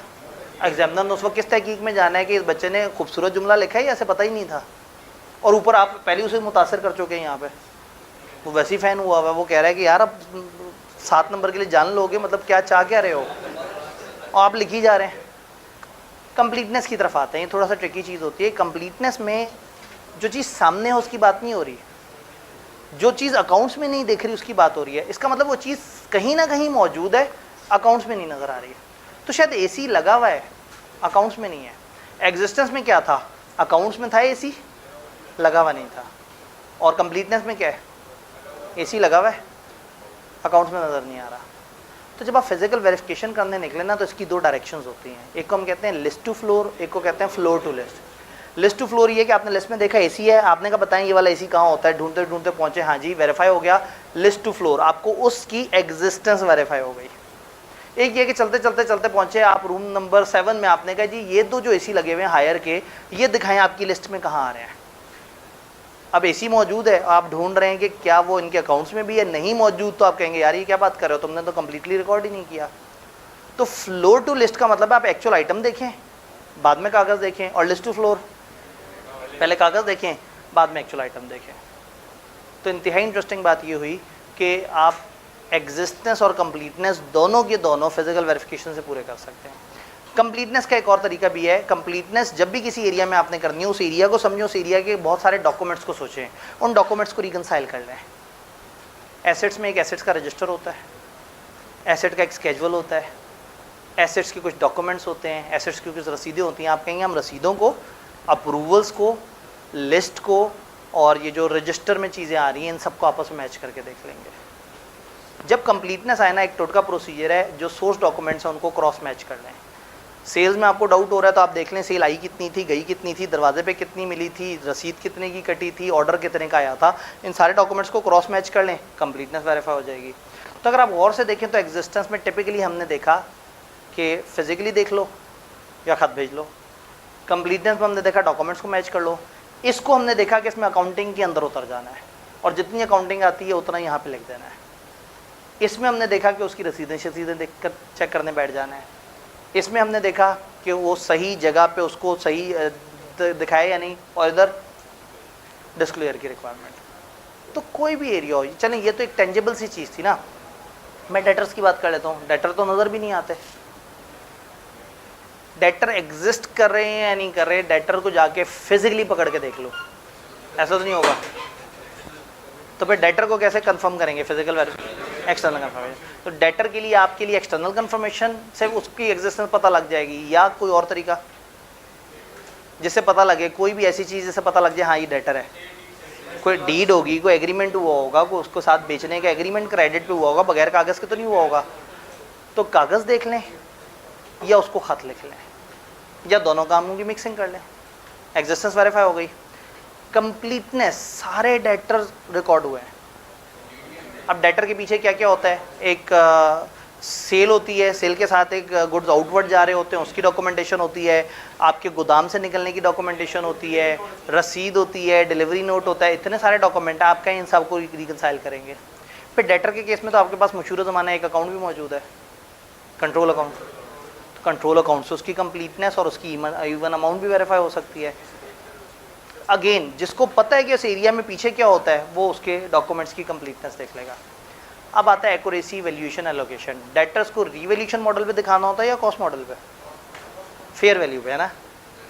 कैसे दिखाना होता है, अकाउंटेंट्स में सामने मौजूद है, जो फेस वैल्यू होती है less provision for bad debt. इसका मतलब है 2 एरियाज हो गए। तो डेटर ईयर एंड पे कितना है मैं लेजर से देख लूँ, मैं लिस्टों से देख लूँ, और खत से मुझे पता लग गया होगा। प्रोविजन फॉर डाउटफुल डेट, इसके ऊपर क्या काम करूँ, एजिंग एनालिसिस लूँ और रीकैलकुलेट कर लूँ, एजिंग एनालिसिस लूँ और उनकी पॉलिसी के साथ मैच कर लूँ। टेक्निकली आपने कुछ नहीं करना, सिर्फ उसकी अकाउंटिंग को बोलते जाना है कि ये जो अकाउंटेंट को करना चाहिए ना, आप पूछेंगे क्या क्या उसने ये किया, और चेक कर रहे होंगे। चलें, ये समझ आ गया। राइट्स एंड ऑब्लिगेशन, डेटर हमारा ही है। सेल्स इनवॉइस एक सबूत है कि वो हमारा डेटर है, उसने ख़त का जवाब दिया, ये भी सबूत है वो हमारा डेटर है। और मैं ईयर एंड के बाद फ़ौरन कौन सा चला जाता हूँ, अगर 15 दिन का क्रेडिट टाइम है तो मेरे ही सामने उसकी पेमेंट भी आ गई, तो मुझे पता लग गया ये तो हमारा है। क्लासिफिकेशन, डेटर को क्रेडिटर से नेट करके दिखाना होता है, करंट एसेट्स में दिखाना होता है। तो करंट एसेट में दिखाना है तो हम कहेंगे कि हम चेक करेंगे डेटर के लेजर को कि कहीं उसमें कोई क्रेडिटर तो नहीं क्लासिफाई हुआ, कोई नेगेटिव बैलेंस को ध्यान से देखेंगे कि कहीं वो किसी और जगह, तो ये देखेंगे कि हमारे डेटर सही से क्लासिफाई हुए हैं या नहीं हुए। प्रेजेंटेशन, अब अगेन ईमान के कमज़ोर लेवल पे आ जाएंगे, या आपके जहन में कोई ऐसा स्टैंडर्ड है जिसमें डेटर के आपको बहुत प्यारे डिस्क्लोजर पता हो, अकाउंटिंग स्टैंडर्ड, ठीक है। तो लीज शीज वगैरह में कुछ बातें पता है लेकिन जनरली नहीं पता, तो कह दें कि हम चेक करेंगे कि फ्रेमवर्क की रिक्वायरमेंट के मुताबिक डिस्क्लोजर्स दिए हुए या नहीं दिए हुए। तो ये जो बातें जितनी हमने की हैं ना, ये कम से कम 15-16 लाइनें हैं। और आज तक आईकेएप ने सिर्फ एक एरिया पे सबसे बड़ा अगर कभी सवाल पूछा तो वो 15 नंबर का सवाल था इन्वेंट्री के ऊपर, वरना ये सवाल टिपिकली 7-8 नंबर का होता है किसी एरिया के ऊपर। हाँ, लेकिन वो जब उधर से पूछते हैं 505 वगैरह से तो वो अलग सवाल होता है, that is not substantive procedure. जिसको मैं सब्सटैंटिव प्रोसीजर कह रहा हूँ वो ये है कि असर्शन बाय असर्शन हम देखें, जिसमें वो आपसे कहते हैं ना इस एरिया का हमें प्रोसीजर बता दो, उस एरिया का बता दो। तो एनी एरिया, कोई भी एरिया, नेम एनी एरिया, अगर आपको उस एरिया की अकाउंटिंग पता है ना तो आप उसके ऊपर बड़े आराम से काम कर सकते हैं। रेंडमली कोई एरिया, कोई भाई के जहन में मुश्किल सा कोई एरिया, इन्होंने कहा क्लास ऑफ ट्रांजेक्शन, एक अकाउंट बैलेंस को और कर लें। आपको पता है ऑडिटर के जो असल तवज्जो होती है वो अकाउंट बैलेंस होता है, क्योंकि वो ज़रा बड़ी अमाउंट होती है। क्लास ऑफ ट्रांजेक्शन तो साल के अंदर वो अक्सर तो अकाउंट बैलेंस से ही निकल के आ रहे होते हैं। इन्होंने कहा जी इंटेंजिबल, इन्होंने अपनी तरफ से एक डिफिकल्ट एरिया वो किया, इंटेंजिबल। अब मेरा सवाल ये है कि आपको इंटेंजिबल की अकाउंटिंग आती है? मसला ही ख़त्म हो गया। एक इंटेंजिबल है, इन्होंने एक सॉफ्टवेयर कैपिटलाइज किया हुआ है, ठीक है, एग्जिस्ट करता था, सॉफ्टवेयर को जाके जब ही डाल लेंगे, नहीं, आंखों से तो नज़र भी नहीं आएगा सॉफ्टवेयर। सॉफ्टवेयर को खत लिख दें, किसी सिस्टम में इंस्टॉल हुआ होगा, कहीं ना कहीं उसका एक एग्रीमेंट बना होगा, कहीं ना कहीं उसकी कोई डॉक्यूमेंटेशन हुई होगी, कहीं ना कहीं उसकी कोई ऐसी एग्जिस्टेंस नज़र आएगी जिससे हम देख सकेंगे कि हाँ भाई सॉफ्टवेयर वर्किंग कर रहा है। कहीं इन्होंने कोई उसका रजिस्ट्रेशन कराई होगी, कहीं कोई पेटेंट रजिस्टर हुआ होगा, कोई लाइसेंस लिया होगा। देखें सॉफ्टवेयर दो तरह के होते हैं ना, या आप ख़रीदते हैं या आप बनाते हैं। जो ख़रीदा होगा किसी से, इनके पास उसका एग्रीमेंट होगा, और जो खुद बनाया होगा तो इनका अपना एक पेटेंट रजिस्टर हुआ होगा। एग्जिस्टेंस, कंप्लीटनेस, इनके जितने भी इंटेंजिबल्स इन्होंने रिकॉर्ड किए हुए हैं। ये इंटेंजिबल निकलते कहाँ से? ये कौन कौन से ऐसे एसेट होते हैं जिनको हम डेवलपमेंट में डाल देते हैं किसी और एरिया से उठा के? रिसर्च एंड डेवलपमेंट याद है कुछ कुछ? हम रिसर्च करते रहते हैं, खर्चा करते रहते हैं, और जब वो एक ख़ास लेवल पे पहुंच जाता है तो उसको कैपिटलाइज कर देते हैं, ठीक है। तो कंप्लीटनेस का मतलब है क्या वो सारे जो कैपिटल नेचर तक पहुंच गए थे वो कैपिटलाइज हुए या नहीं हुए? कहाँ से ढूंढें? इनके रिसर्च एक्सपेंसेस को देखें और देखें कि हमारे क्राइटेरिया कहाँ कहाँ मीट हो रहे हैं। हम देखें कि इन्होंने किस किस को क्लासीफाई कर दिया और किस किस को नहीं क्लासीफाई किया कि ये भी एसेट नहीं बन सकता। अकाउंटिंग की तरफ आते हैं। अकाउंटिंग में आप पता लग जाएगा आपको IAS 38 आता है या नहीं आता। एक्यूरेसी, वैल्यूएशन एंड एलोकेशन, ये जो सॉफ्टवेयर है ये अकाउंट्स में सही अमाउंट पे दिखाया जा रहा है। सॉफ्टवेयर को provision for bad debt minus करके दिखाते हैं। कैसे दिखाते हैं? उसको अपनी एक ओरिजिनल वैल्यू पे दिखा के और अमोर्टाइजेशन कर रहे होते हैं। अमोर्टाइजेशन की मोटी मोटी बातें पता है तो आपने पेपर में लिखना है कि हम चेक करेंगे कि ये कितने ईयर इसकी लाइफ है, हम इसकी लाइफ को समझने की कोशिश करेंगे। अगर वो हमारे जहन में नहीं आ रही तो इतनी सोच लेंगे, जहन में इसका क्या रूल है? अगर एक सॉफ्टवेयर है और मुझे पता ही नहीं है कि इसकी लाइफ 50 साल है, 100 साल है, 150 साल है, अब क्या करूं? इसमें इन्होंने कहा, एक भाई ने कहा इस पे इम्पेयरमेंट टेस्ट लगाएंगे जी। एक भाई ने कहा 25 साल से ऊपर नहीं, उसको वो करेंगे। एक भाई ने कहा एक्सपर्ट से पूछ लेंगे, तुम बता दो, हमारे यहाँ तो अकाउंटिंग भूली हुई है। तो भाईजान एरिया देने से पहले उसकी अकाउंटिंग भी तो पता होनी चाहिए ना। ये एरिया हमने क्लास में इसलिए होल्ड कर लिया था कि तब तक लोगों ने स्टैंडर्ड नहीं पढ़ा था, लेकिन अब तो पढ़ लिया है। तो क्या कहता है एरिया? अगर उसकी लाइफ डेफिनेट है, अगर डेफिनेट है तो एक बहुत बड़ा फ्लो चार्ट ये बताने की कोशिश कर रहे हैं, ठीक है, लेकिन मेरा सवाल ये है कि अगर डेफिनेट नहीं है तो रेलेवेंट पार्टी से देखेंगे, रेलेवेंट मार्केट में देखेंगे कि उस मार्केट में इस तरह की प्रोडक्ट कितने अरसे चलती है। Active market. अब आपको जितने जितने अल्फाज याद आ रहे हैं, अगर आपको पता है कि आपको अकाउंटिंग आती है तो आपने इंतहाई खूबसूरती से यहाँ लिख देना है। और कितना ही मज़ा है कि आप कहें कि हम ये चेक करेंगे कि उनकी वैल्यू सही हुई भी है नहीं हुई, जिसके लिए हम रिसर्च और डेवलपमेंट एक्सपेंडिचर की सेग्रीगेशन देखेंगे। और एग्जामिनर का दिल बाग बाग हो जाए जब उसे आप कहेंगे कि ये 5 या 6 शर्तें होती हैं, ये हम देखेंगे। अमाउंट उसकी रीजनेबली मेजर हो रही है या नहीं हो रही, क्या उससे हमें इतनी वो यूज़फुल फ्यूचर में इन्फ्लो आ रहे हैं या नहीं आ रहे, क्या हम उसको एस्टिमेट सही से कर सकते हैं या नहीं कर सकते, वो आपको निशानियाँ पता है। अभी वैल्यूएशन और एलोकेशन में क्या फ़र्क होता है? असल में ये कंपाउंड वर्ड है, एक्यूरेसी, वैल्यूएशन एंड एलोकेशन। मैं एग्जांपल दूंगा नॉन करंट एसेट की। नॉन करंट एसेट का कैरी डाउन बैलेंस है, ये उसकी वैल्यूएशन है। इसमें एलोकेशन हुई हुई है डेप्रिसिएशन की, इसमें एलोकेशन हुई हुई है एडिशन वगैरह की। एक्यूरेसी क्या है? एडिशन सही अमाउंट पे रिकॉर्ड हुई हो, एलोकेट हुई हो उसको, और एंड पे जो वैल्यू निकली हो। तो इसका मतलब है कि ये एलोकेशन मुख्तलिफ क्लास ऑफ ट्रांजेक्शन उठ के एलोकेट हो रही होती हैं।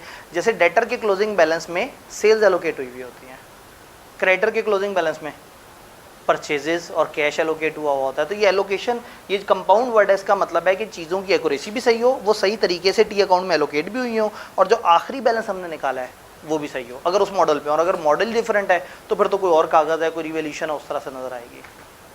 तो यहाँ आप उसकी अकाउंटिंग लिखने के बाद कहेंगे कि हम ये देखेंगे, और जो जो जिन जिन जगह पे ये शर्तें पूरी हो रही हैं, हम उस अमाउंट को देख लेंगे कि वो अमाउंट ठीक है या नहीं।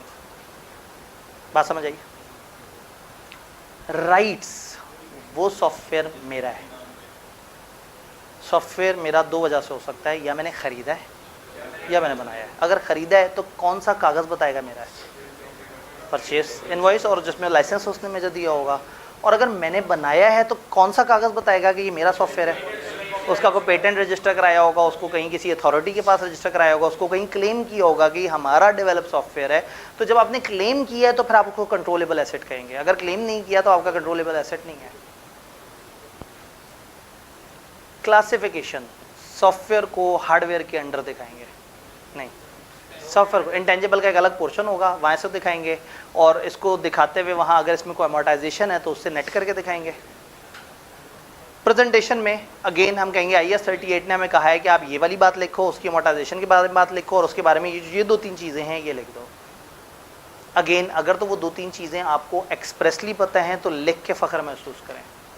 अगर नहीं याद आ रही तो कहें IAS 38 की डिस्क्लोजर रिक्वायरमेंट को हम कंफर्म करेंगे कि इन्होंने फॉलो किया या नहीं किया। एरिया कोई भी हो सकता है, अगर आपको उसकी अकाउंटिंग पता है ना तो फिर आप उसके ऑडिट कर सकते हैं। खूब पुट्ठा सा एरिया जी, प्रोविजन, किस चीज़ की प्रोविजन? कंटिंजेंसी, कंटिंजेंट लाइबिलिटी, ठीक है जी। कंटिंजेंट लाइबिलिटी एसेट है, इक्विटी है, लाइबिलिटी है, क्लास ऑफ ट्रांजैक्शन है, लाइबिलिटी है। एग्जिस्ट कर रही है या नहीं कर रही? मैं क्लाइंट के पास गया, उन्होंने कहा कंटिंजेंट लाइबिलिटी, हमारे ऊपर लीगल केस हुआ है, हम हार भी सकते हैं, जीत भी सकते हैं, ठीक है। नंबर 1, एग्जिस्ट कर रही है नहीं, कैसे पता लगेगा?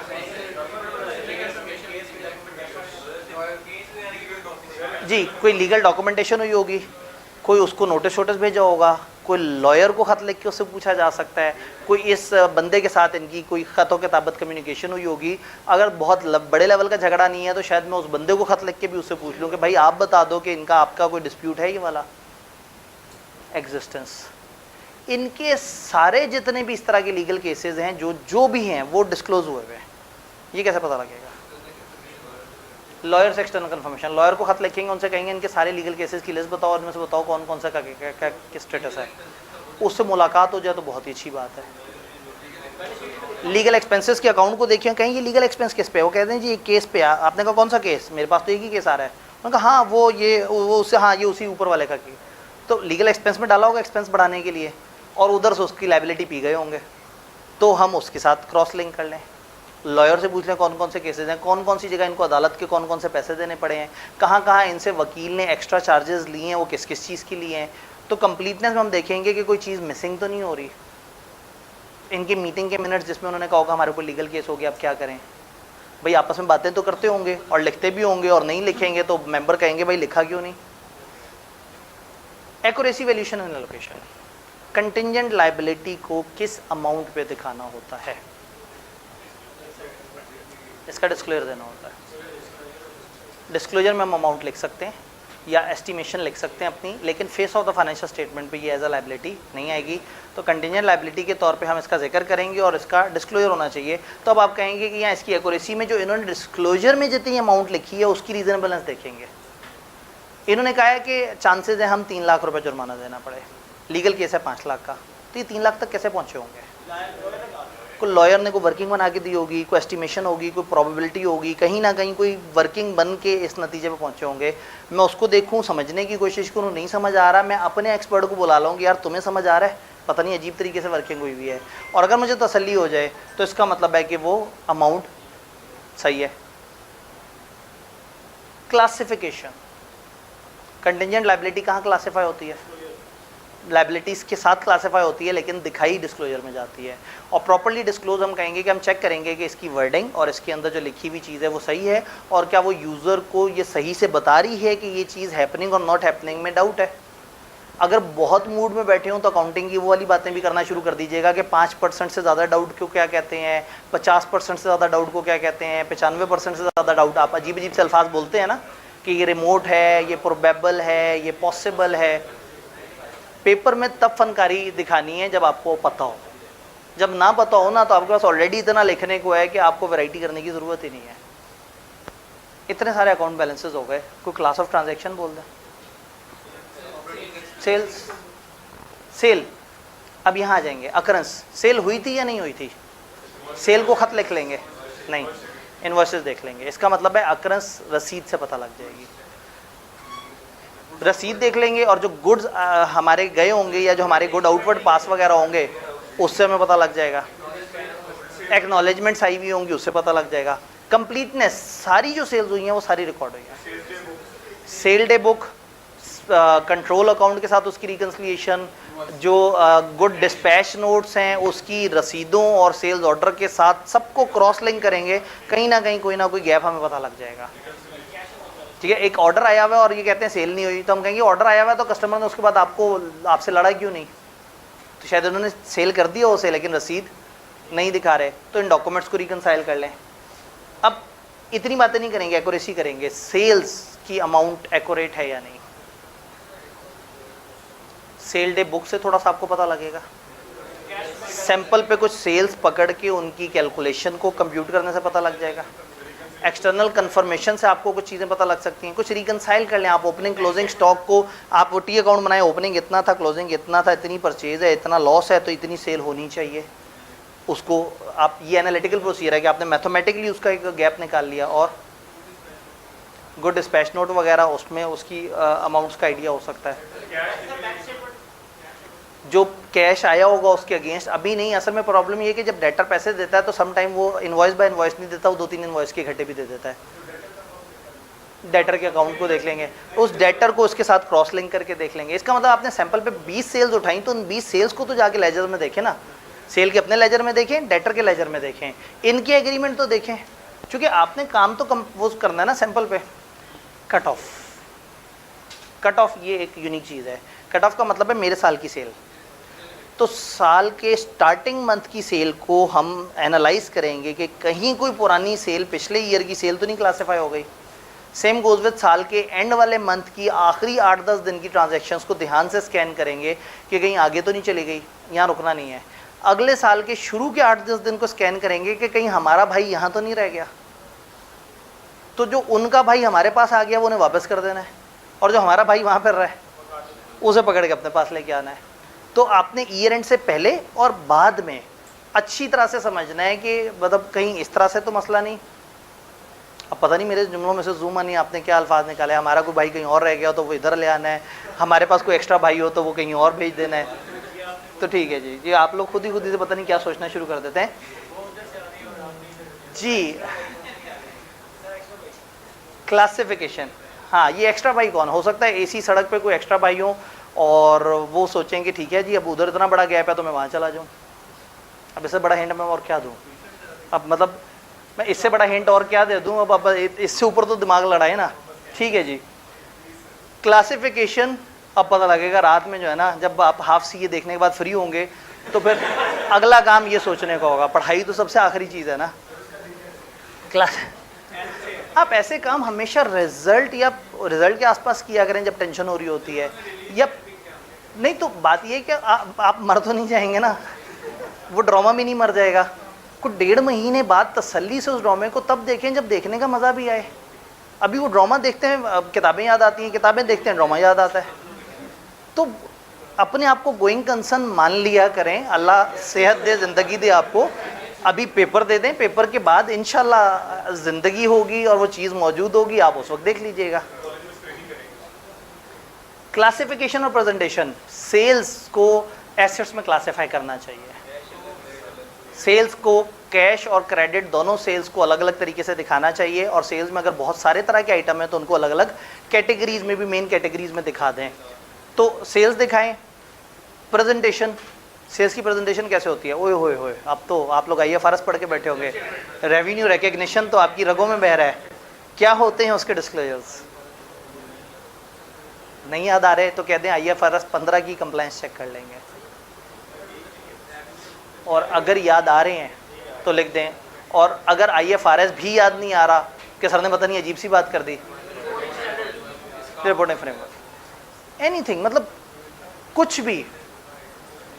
एक भाई ने बोला था ऑपरेटिंग एक्सपेंसेस, ऑपरेटिंग एक्सपेंस हुए थे या नहीं हुए थे? हमारे जनरेटर में तेल डाला था या नहीं डाला था? हमने किराया दिया था या नहीं दिया था? हमने बिजली का बिल दिया था या नहीं दिया था? कैसे पता लगेगा? रसीद, कागज़। एक बात समझ आ गई, अकरंस में हमेशा कागज़ देख रहे हैं तो अकरंस का टोटका प्रोसीजर है, सोर्स डॉक्यूमेंट देख लो जी। हाँ, अब कागज़ फेक भी तो हो सकता है, हम कागज़ देख ही इसलिए रहे हैं कि कागज़ देखें, कागज़ कहाँ से आया है, फिर उसकी पेमेंट को चेक कर लें, यानी फिर सिर्फ कागज़ नहीं देखेंगे, फिर उससे रिलेटेड जो भी उसकी ट्रांजैक्शन है उनको देखने की कोशिश करेंगे, फिर हमारा एक आउटफ्लो हुआ होगा उसको देख लें, तो अकरंस पता लग जाएगी रसीद से। कंप्लीटनेस, सारे बिजली के बिल, सारे किराए, सारे खर्चे एक्सपेंसेस में नज़र आ रहे हैं। एक्सपेंसेस की लिस्ट लें, अंडरस्टैंडिंग डेवलप करें कि कितने खर्चे होते हैं, क्या पिछले साल खर्चे हुए होंगे, उसके लाइन आइटम भी आ रहे होंगे, उसमें से कोई मिस कर दिया तो इनसे पूछें भाईजान पिछली दफ़ा आपके बिजली के बिल 2 तरह के होते थे, अब इस दफ़ा 1 तरह का क्यों है? तो वो कहेंगे वो मीटर ख़त्म हो गया था। तो पूछें वो मीटर कब ख़त्म हुआ था, कौन से मंथ में ख़त्म हुआ था, कब से बिल आना बंद हो गया था। यानी कि अब आपने इंश्योर करना है कि क्या सारी चीज़ें रिकॉर्ड हुई हुई हैं। कट ऑफ, बिल है जून का, दिया है जुलाई की 15 को, बिल किसका है? तो इसका मतलब यहाँ एक्रूवल्स वगैरह को समझना होगा, ईयर एंड के आसपास देखना होगा कि कौन से खर्चे हैं जो इस वजह, तो यहाँ कट ऑफ इंपॉर्टेंट हो जाएगा, क्योंकि बिलों में, यूटिलिटीज़ में ये अक्सर होता है कि 1 महीना आगे पीछे कुछ चीज़ें एडवांस में चल रही होती हैं, कुछ एक्रूवल में चल रहे होते हैं। क्लासिफिकेशन, ये एक्सपेंसेस ऑपरेटिंग जो है ये हमें देखना होगा कि ये किस नौइयत के हैं। अगर एक्सपेंस आपका कोई मैन्युफैक्चरिंग टाइप का है तो फिर आपने उसको ऑपरेटिंग नहीं कहना, वो जाएगा आपके कॉस्ट ऑफ गुड मैन्युफैक्चर्ड में, और जो अदर एक्सपेंसेस हैं वो आएंगे नीचे एडमिन वाले में। तो आप एक तो इस क्लासिफिकेशन को देखेंगे कि सही जगह है। प्रेजेंटेशन में आप कहेंगे कि जी हम एक्सपेंसेस जो हैं उनको एक कैटेगरी बना देंगे, जो छोटे छोटे एक्सपेंसेस उनको जोड़ के अदर कह देंगे, और जो बड़े बड़े एक्सपेंसेस उनको लाइन्स बना के दिखा देंगे। तो एनी एरिया, मैं सिर्फ एक लास्ट एरिया आपसे कहूँगा कि कोई लास्ट एरिया आपकी अपनी ख्वाहिश, इंटरेस्ट इनकम। इंटरेस्ट इनकम है क्लास ऑफ ट्रांजैक्शन, हुई थी या नहीं हुई थी? लोन का एग्रीमेंट हुआ होगा, अब इंटरेस्ट इनकम है तो हमने लोन दिया होगा, हमने कहीं ऐसी इन्वेस्टमेंट की होगी जिस पे, तो एक कागज़ होगा जिस पर कागज़ पे लिखा होगा हम पैसे कितने दे रहे हैं और उस पैसे पे किस रेट पे हमें मिलेगा। अभी मैं अमाउंट वेरीफाई करने की बात नहीं कर रहा, अभी हमने देखना है हुआ था या नहीं हुआ था अकरेंस। कंप्लीटनेस, सारी इंटरेस्ट इनकम्स हमने अकाउंट फॉर कर लिए हैं।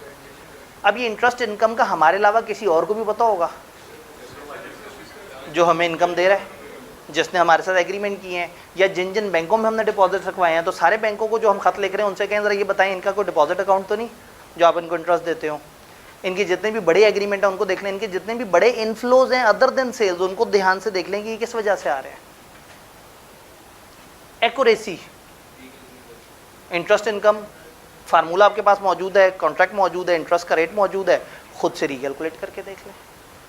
उनकी कैलकुलेशन को मतलब खुद से रिकैलकुलेट करके देख लें जो उन्होंने बनाई हुई है, नहीं तो खुद से कुछ एनालिसिस कर लें कि अगर साल के शुरू में इतना हो, दरमियान में इतना हो, ये रेट हो, साल में इतना चेंज हो गया हो, प्लस माइनस करके आप बहुत ही करीब की फिगर तक पहुंचने की कोशिश करें। अगर बड़ा एरिया है तो वाई नॉट कि आप एक्सेल पे उसको पॉइंट डेसिमल लेवल तक एक्यूरेट कैलकुलेट कर लें। कट ऑफ यहाँ इंपॉर्टेंट होगा कि वो इन्वेस्टमेंट कब तक पड़ी रही और इन्वेस्टमेंट पे इंटरेस्ट का साइकिल क्या था, महीना ख़त्म होने से पहले मिलता, मतलब महीना ख़त्म होने के बाद मिलता था, जब मिलता था वो अगले महीने को मिलता था। फॉर एग्जांपल अक्सर बैंक क्या करते हैं कि वो पूरे महीने का जो इंटरेस्ट है वो आपको अगले महीने की 5 तारीख को क्रेडिट करते हैं आपके अकाउंट में, तो आया 5 तारीख को है लेकिन है पिछले महीने का। तो अब कट ऑफ में देखना होगा ईयर एंड के आसपास की ट्रांजैक्शंस को कि हम, वही वाली बात है, हमारा कोई भाई आगे तो नहीं चला गया और कोई भाई बिला वजह पीछे तो नहीं आया हुआ। इसका मतलब है जब पहला दिन होगा, जब 1 जुलाई पे आप बैठे होंगे तो 5 जुलाई को भी एक इंटरेस्ट आया होगा, किसी और का भाई आपके पास आया हुआ था, उसे छोड़ दें, और आपका भाई कहीं और चला गया था, आपका 30 जुलाई वाला भाई जो है वो 30 जून वाला भाई 5 जुलाई पे चला गया था अगले साल में, उसे पीछे पकड़ के लेके आए।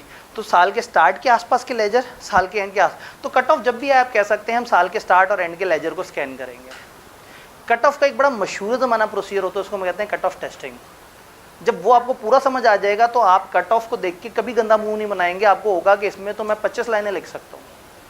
एक पूरा प्रोसेस है कट ऑफ टेस्टिंग जो हम इन्वेंट्री काउंटिंग के साथ इंशाल्लाह देखने की कोशिश करेंगे, तो उसमें आप फिर उसके साथ उसको कनेक्ट कर लेते हैं। क्या ये सारी बात यहाँ तक जो हो रही है समझ आ रही है?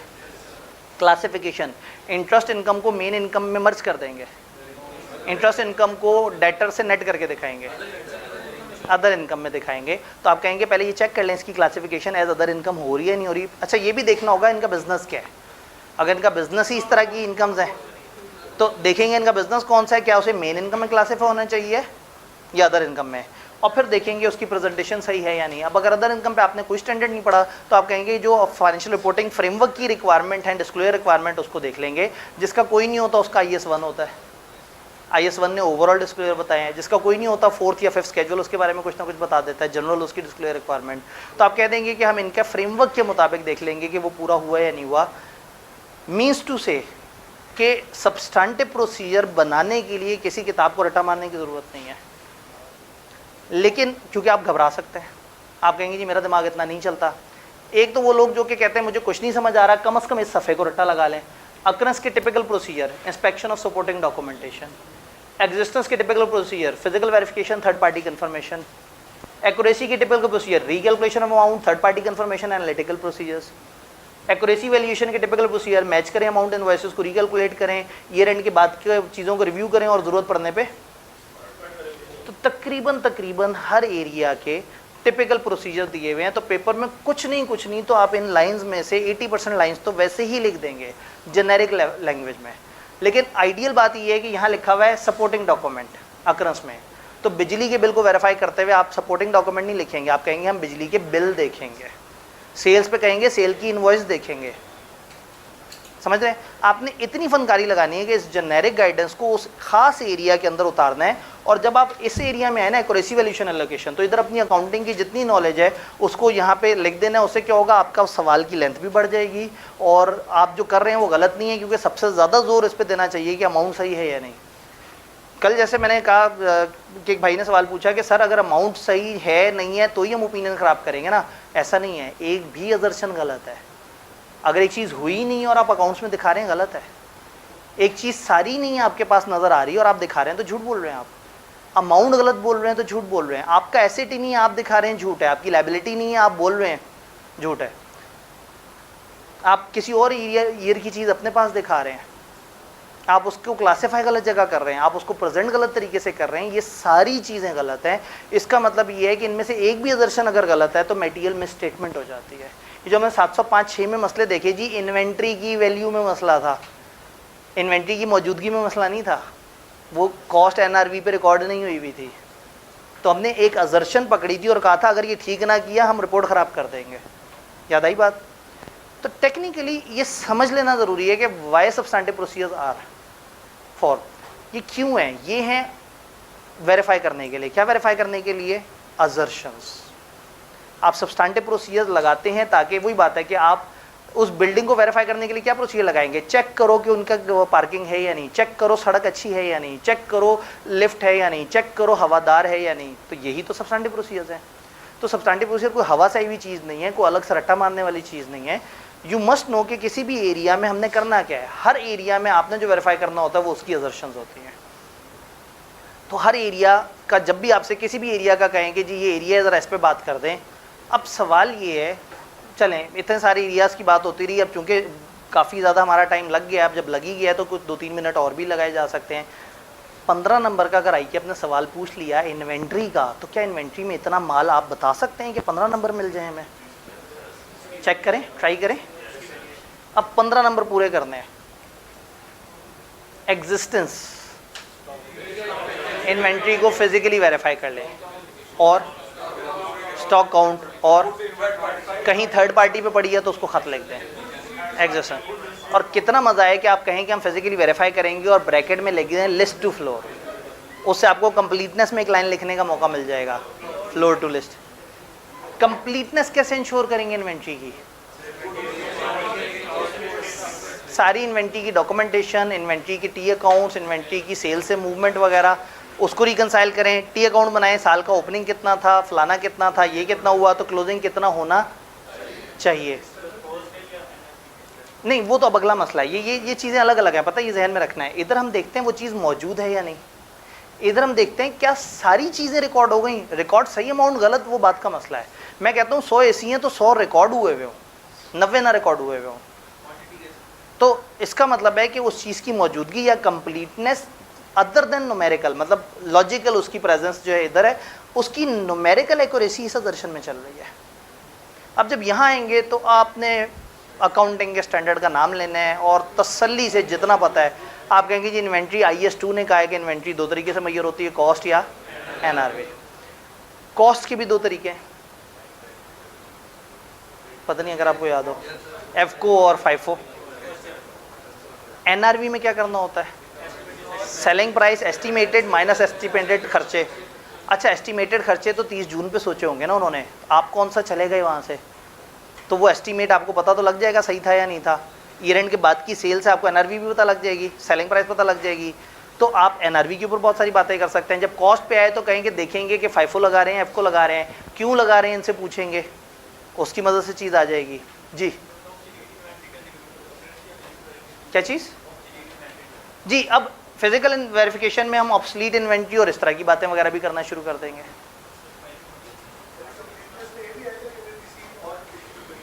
कंप्लीटनेस में ये हो सकता है कि हमारी कोई चीज़ कहीं और पड़ी हुई है या उनकी कोई चीज़ हमारे पास पड़ी हुई है, हमारे पास से वही बात है, हमारे पास से निकाल दिया जाए और उनके बिल्कुल।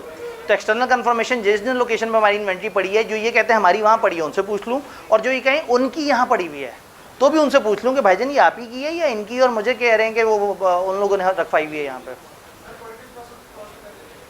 भाई ने अजीब सी बात कर दी, वर्क इन प्रोसेस का मतलब है इन्वेंट्री पे डबल क्लिक करें तो 3 तरह की इन्वेंट्री होती है। वो गेम बहुत बढ़ गई अब तो। अब रॉ मटेरियल पे अलग डिस्कशन हो सकती है, वर्क इन प्रोसेस पे अलग डिस्कशन हो सकती है। रॉ मटेरियल कितने रुपए का परचेज हुआ था, रॉ मटेरियल को आते हुए ट्रक का खर्चा कितना लगा था, होल्डिंग कॉस्ट, आपकी तो दुनिया ओपन हो गई, कॉस्ट अकाउंटिंग ओपन हो गई। वर्क इन प्रोसेस में जाएं, आप कहेंगे जी वो टी अकाउंट सही बना था या नहीं बना था, मटेरियल एलोकेट हुआ था, लेबर एलोकेट हुआ था, ओवरहेड एलोकेट हुआ था, स्टेज ऑफ कंप्लीशन कितनी थी, लॉस। आप तो जिसको जितनी कॉस्ट अकाउंटिंग आती है वो तो पागल कर देगा एग्जामिनर को। 15 नंबर का सवाल है। अब हम देख रहे हैं कि 15 नंबर भी पूरे किए जा सकते हैं या नहीं किए जा सकते। राइट्स एंड ऑब्लिगेशन, ये इन्वेंट्री आपकी है या नहीं। इन्वेंट्री है 3 तरह की, रॉ मटेरियल आपका है या नहीं, कैसे पता लगेगा? Purchase invoice. अब मुश्किल सवाल, वर्क इन प्रोसेस आपका है या नहीं। फैक्ट्री अकाउंट्स, टी अकाउंट, उसमें जो मटेरियल एलोकेट हुआ होगा, लेबर एलोकेट, वो जो हमारी वर्किंग है वो साबित करती है कि वर्क इन प्रोसेस हमारा है, क्योंकि लेबर का खर्चा अलग से डॉक्यूमेंट हुआ हुआ है, मटेरियल का खर्चा अलग से डॉक्यूमेंट हुआ हुआ है। अब हमने टी अकाउंट में उसको एलोकेट किया है ना, तो इस एलोकेशन को देखा जाए, फिजिकल इंस्पेक्शन करके हम थोड़ा सा समझ लेंगे क्या वाकई ही चीज़ें वर्क इन प्रोसेस की हालत में थी। फिनिश गुड्स की कैसे पता लगेगा हमारे यहाँ?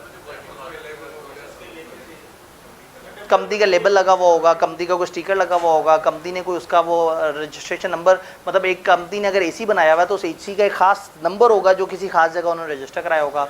गाड़ी बनाने वाली कंपनी ने गाड़ी बनाई है तो उसका एक इंजन नंबर, चेसिस नंबर होगा, जिससे साबित होगा कि ये engine number, chassis number registered है इनके पास कि इन्होंने बनाया है। तो कुछ जगह पता लग जाएगा, कुछ जगह नहीं पता लगेगा। क्लासिफिकेशन एंड प्रेजेंटेशन, इन्वेंट्री को कहाँ क्लासीफाई करें? क्लोजिंग इन्वेंट्री को ट्रायल से उठाएं और अकाउंट्स में दिखा दें, ऐसे ही है ना? हाँ जी, मेरे जुमले पे एहतजाज ज़्यादा नहीं आया। ट्रायल से उठाएं और फाइनेंशियल में डाल दें। आप कहेंगे सर क्या बात करते हैं, ट्रायल में नहीं होती क्लोजिंग इन्वेंट्री, तो फिर टैली कैसे होते हैं अकाउंट्स? अगर ये ट्रायल में नहीं होती तो अकाउंट्स टैली कैसे होते हैं डेबिट क्रेडिट में? क्लोजिंग होती है, नहीं होती तो मैं तो ये कह रहा हूँ ना कि अगर नहीं होती तो फिर अकाउंट्स टैली कैसे होते हैं? भाई ट्रायल पूरा टैली आपने अकाउंट्स में डाला हुआ है और ऊपर से कहीं बाहर से लाके इन्वेंट्री भी डाल दी है तो आउट हो जाएंगे। एडजस्ट हो रही होती है, हम एक्सपेंसेस में से निकाल के उसको एसेट में लेके जा रहे होते हैं, यानी कि वो एक मूवमेंट है। इन वो एक्सपेंसेस में से माइनस एक्सपेंस क्रेडिट हुए और एसेट डेबिट हो गया, तो वो मैचिंग कॉन्सेप्ट को पूरा करने के लिए करते हैं। तो अब हम वो क्लासिफिकेशन बता दें कि हम ये देखेंगे कि फाइनेंशियल में से वो फेस में से वो निकल रही है और निकल के वहाँ पे क्लासीफाई हो रही है, और फिर अगर खुदा ना खास्ता आपके जहन में इसके स्टैंडर्ड की डिस्क्लोजर रिक्वायरमेंट पूरी हो तो लिख दें, लेकिन ज़रा सा भी डाउट हो तो मत लिखें, कह दें IAS 2 की डिस्क्लोजर रिक्वायरमेंट को हम चेक करेंगे कि सही तरह से है या नहीं है। क्या ये सारी बात समझ आई? तो आज आपको पता लगा कि आपने शुरू वाला टाइम ज़ाया करके कितना नुकसान किया है, कितनी अहम बातें हमारी जो है ना वो बीच में ख़राब हुई हैं। तो अब हमें 10 मिनट की ब्रेक करनी होगी और फिर इकट्ठा होकर 5:45 तक इसमें से कम कोशिश करेंगे कि 2 स्टैंडर्ड हो जाएं, लेकिन एक आध स्टैंडर्ड जो है वो अगर हम मज़ीद ऐड करेंगे तो उसकी क्वालिटी के साथ कुछ बुरा हो जाएगा। अभी आखिरी दिन पे चला जाएगा, तो वो आखिरी दिन जब हमने 2:30 से लेके 7:30, 8, 9 बजे तक पढ़ना था, अब शायद हम रात 10, 11, 12 बजे तक पढ़ना पड़ जाएगा। ठीक है, ठीक है जी। तो ब्रेक पे 10 मिनट बाद, पूरे 10 मिनट बाद इकट्ठे होते हैं। तकरीबन 7 मिनट लेट शुरू हुई, लेकिन असल में जो है वो 7 मिनट नहीं, 7 मिनट भी लेट नहीं हुई थी मेरे ख्याल में, 3-4 मिनट लेट शुरू हुई मेरी तरफ से, लेकिन सामने वाले जो है ना वो क्लास शुरू करने पे तैयार नहीं थे, वो अपनी गैर ज़रूरी कुछ बातें कर रहे थे। चलें जी आते हैं, और अल्टीमेटली समझ आ गया कि वो सारी बातें सिर्फ इस वजह से कर रहे हैं कि वो कुछ खा पी ले। तो जैसे मुझे समझ आया मैंने फ़ौरन से जूस मंगवा के कहा कि भाई ठीक है मैनू तो पढ़ा दो। अच्छा जी, सारे माइक पूरे। इन्वेंट्री, हाँ जी, अब हमने समझना ये है कि ऑडिटर जब सब्सटेंटिव प्रोसीजर लगा रहा होता है, इंटरेस्टिंग बात आपको बताऊं, सब्सटेंटिव प्रोसीजर का कोई स्टैंडर्ड ही नहीं है। यानी डेटर के सब्सटेंटिव प्रोसीजर कैसे लगाए जाएंगे, इन्वेंट्री के सब्सटेंटिव प्रोसीजर कैसे लगाए जाएंगे, बैंक के सब्सटेंटिव प्रोसीजर कैसे लगाए जाएंगे, इसका कोई स्टैंडर्ड है ही नहीं, जिसकी वजह से वी हैव अ क्वेश्चन कि हम कुछ भी अपनी तरफ से लिख सकते हैं। अगर वो लॉजिकल है, अगर उससे चीज़ समझ आ रही है तो ओके। आप गूगल पे सर्च करें सब्सटेंटिव प्रोसीजर ऑफ डेटर, आपको 15 अलग तरह के सब्सटेंटिव मिल जाएंगे। सब ढूंढ उन अजर्शंस को रहे होंगे, वेरीफाई उन्हीं अजर्शन को कर रहे होंगे, अल्फाज का फ़र्क होगा। तो वो मैं आपको ये बता रहा था कि अगर किसी को कुछ ना समझ आए तो कम से कम वो एक शीट है इसको याद कर लिया जाए, और कम से कम इसके मोटे मोटे प्रोसीजर जो है वो लिख दिए जाए। सिर्फ हवाई बात नहीं करनी, जो मेरी किताब आप लोगों से शेयर हुई हुई है उस किताब में इन मैक्सिमम एरियाज़ के टेबल्स बने हुए हैं जिसमें अजर्शन बाय अजर्शन प्रोसीजर दिए हुए हैं। मैं ये नहीं कह रहा कि उस किताब को पढ़ के रट्टा मार लें, आप एक एरिया ओपन करें और सोचें कि आपके दिमाग में क्या प्रोसीजर आते हैं, फिर देखें किताब में क्या है। उम्मीद है वो 70-80% मैच कर रहे होंगे। एक रीडिंग ज़िंदगी में बस उसकी दे दें ताकि ये हौसला हो जाए कि मेरा दिमाग किताब से मिलते जुलते फ्रेमवर्क पे काम कर रहा है। तो जब आपका ये हौसला हो जाए तो फिर आपको उसको याद करने की, देखने की भी ज़रूरत नहीं है, आप हमेशा खुद से बना सकते हैं। सब्सटेंटिव प्रोसीजर पे जब स्टैंडर्ड नहीं है तो आप इसमें जो मर्ज़ी अल्फाज इस्तेमाल करें, जो मर्ज़ी तरीका, जो मर्ज़ी तरतीब इस्तेमाल करें, आई कैप ने आपको नहीं रोकना। लेकिन 3 स्टैंडर्ड्स हैं जो सब्सटेंटिव प्रोसीजर्स को सपोर्ट करते हैं। 501 ISA 501 जो स्टैंडर्ड को हम पढ़ने जा रहे हैं, दैट इज़ फिजिकल इन्वेंट्री। जब ऑडिटर जब इन्वेंट्री के सब्सटेंटिव प्रोसीजर लगाता है तो उसमें एक अहम प्रोसीजर होता है फिजिकल वेरिफिकेशन। उस अहम प्रोसीजर के अंदर क्या बातें सजेस्ट की हैं स्टैंडर्ड ने, बस सिर्फ ये स्टैंडर्ड वो बताएगा। यानी 501 is not talking about substantive procedure कैसे लगाना है।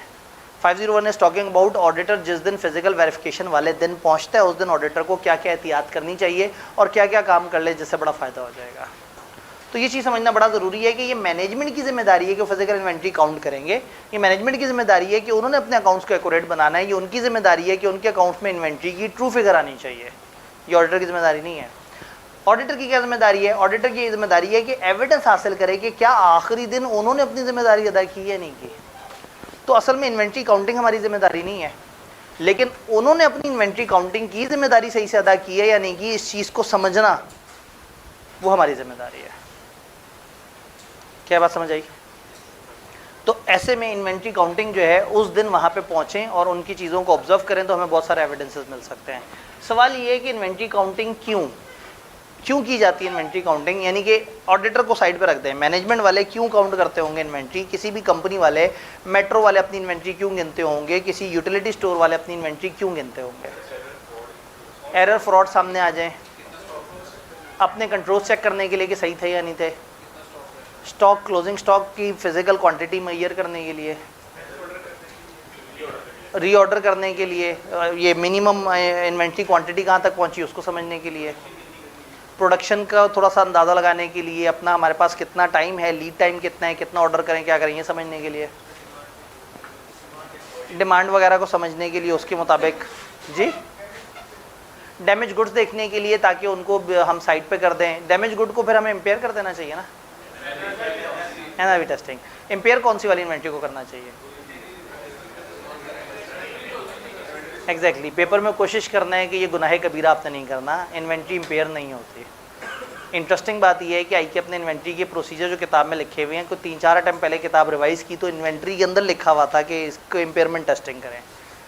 मैंने स्टैंडर्ड की स्नैपशॉट लेके उन्हें भेजा कि स्टैंडर्ड ने चीख के कहा है कि इन्वेंट्री इज़ नथिंग जिसको इम्पेयर किया जाए, और मतलब खुदा का खौफ करें।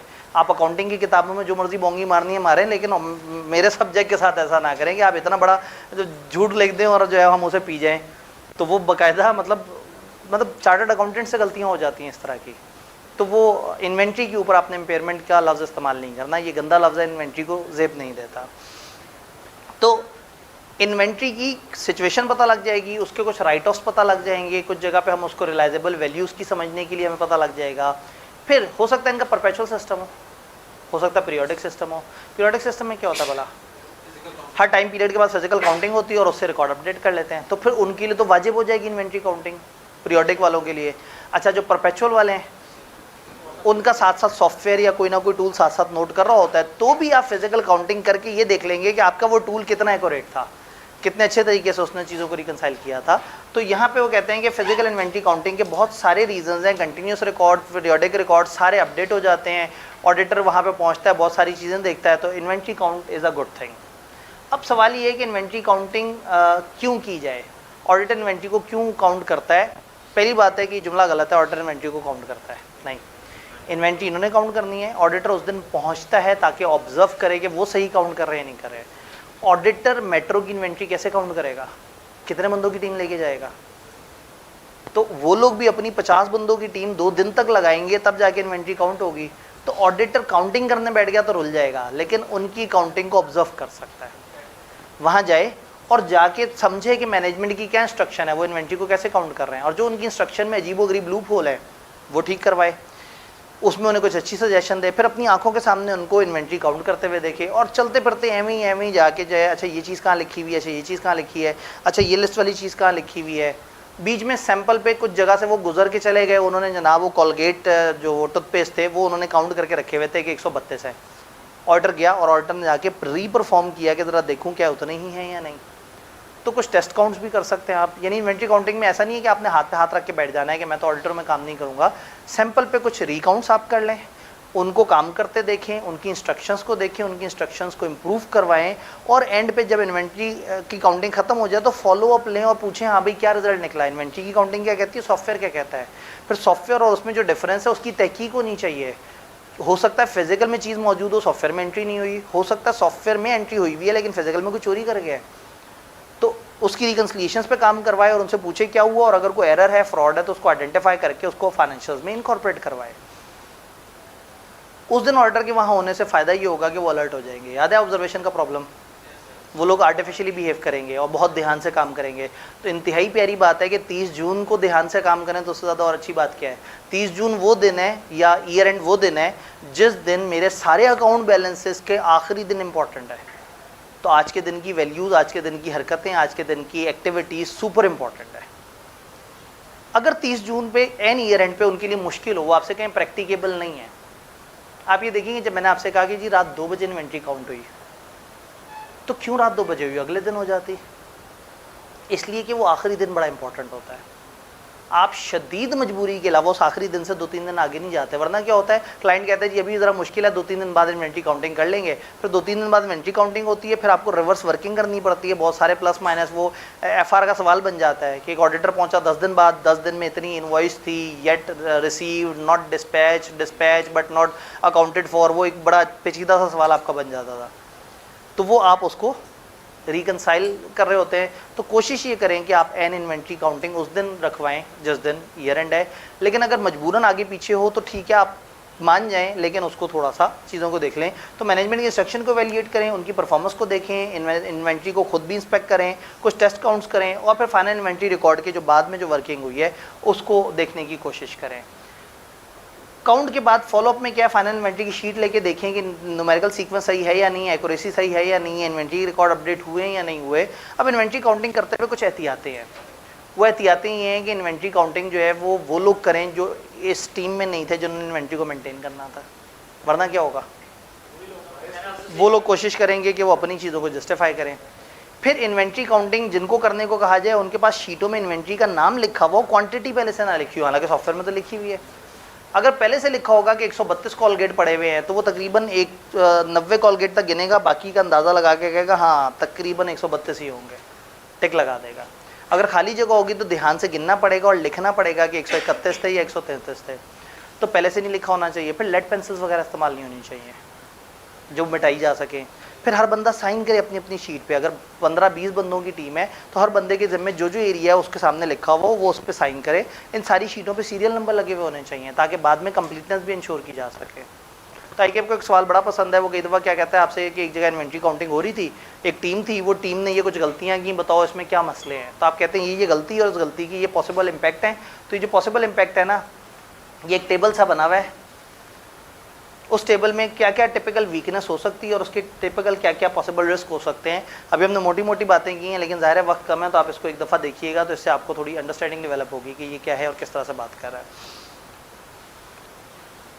आखिरी दिन कट ऑफ टेस्टिंग, ऑडिटर अब 30 जून पे आ तो गया वहाँ, और टाइम भी है उसके पास, और अब वो बैठा हुआ है, उसने इन्वेंट्री की काउंटिंग शुरू होने से पहले जो है वो की है, गिनती की नहीं है, या मतलब उनकी इंस्ट्रक्शंस देखी है। अब उसके बाद ये लोग काउंट कर रहे हैं, उनको लगेंगे 6-7 घंटे। तो ऑडिटर कहेगा भाई मैं बैठा हुआ हूँ, जो मुर्गा आपने मंगवाना है, जो चीज़ खाने पीने वाली, जो आम शाम, जो फल फ्रूट, जो मिल्क शेक वगैरह, जो भी है मेरे सामने रख दें, क्योंकि मैं एंड तक यहीं पे बैठा हुआ हूँ। तो उन्हें समझ आ जाती है कि आज ये कम वक्त बहुत खाएगा। तो वो ऑडिटर के सामने इतना पहाड़ लगा देंगे कि ऑडिटर को उधर से मैनेजमेंट के लोग ना नजर आएँ और वो उस खाने के पीछे छुप जाए।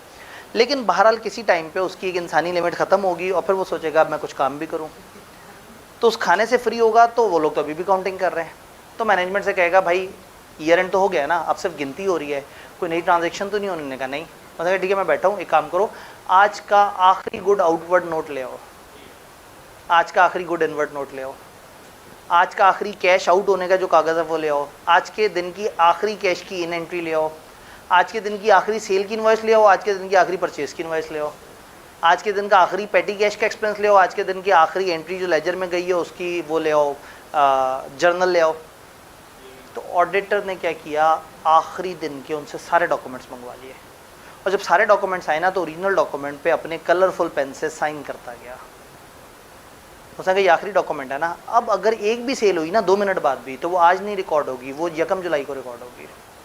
ये आज साल के आखिरी डॉक्यूमेंट है। उनको साइन करेगा, उनकी फ़ोटोकॉपियाँ लेगा, अपने साथ ले जाएगा, और जब टीम का असल बंदा कोई अलग अलग एरिया पे ऑडिट करने आएगा तो उसके पास ये फ़ोटोकॉपियाँ होंगी। वो टीम वाला बंदा वो फ़ोटोकॉपी, फॉर एग्जांपल आखिरी सेल की रसीद की फ़ोटोकॉपी पकड़ेगा, क्लाइंट के पास आएगा, कहेगा ज़रा ये रसीद निकाल के दिखाएं। रसीद को देखेगा कि मेरे ही भाई के साइन आ रहे हैं वहाँ पे, क्या ये दोनों एक दूसरे को मैच कर रही हैं, हाँ, उसका नंबर देखेगा, फिर कहेगा मुझे लेजर दिखाएं, लेजर में इसके बाद कोई एंट्री तो नहीं।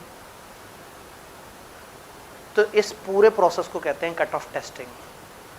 कट ऑफ टेस्टिंग में ईयर एंड के वक्त ऑडिटर उस दिन के आखिरी डॉक्यूमेंट मंगवा के, हर तरह के आखिरी डॉक्यूमेंट मंगवा के साइन करके और उनकी फ़ोटोकॉपियाँ संभाल के रख लेता है। और जब असल ऑडिट करने आता है तो वो देखता है कि आखिरी दिन जो मेरा भाई आया था, जो यहाँ पे सारी चीज़ों को चेक करके गया था, क्या उसने प्रॉपर तरीके से चीज़ों को रिकॉर्ड कर लिया क्लाइंट ने या नहीं, और उस दिन के बाद की कोई एंट्री तो नहीं डली हुई और उस दिन के पीछे की कोई एंट्री आगे तो नहीं गई हुई।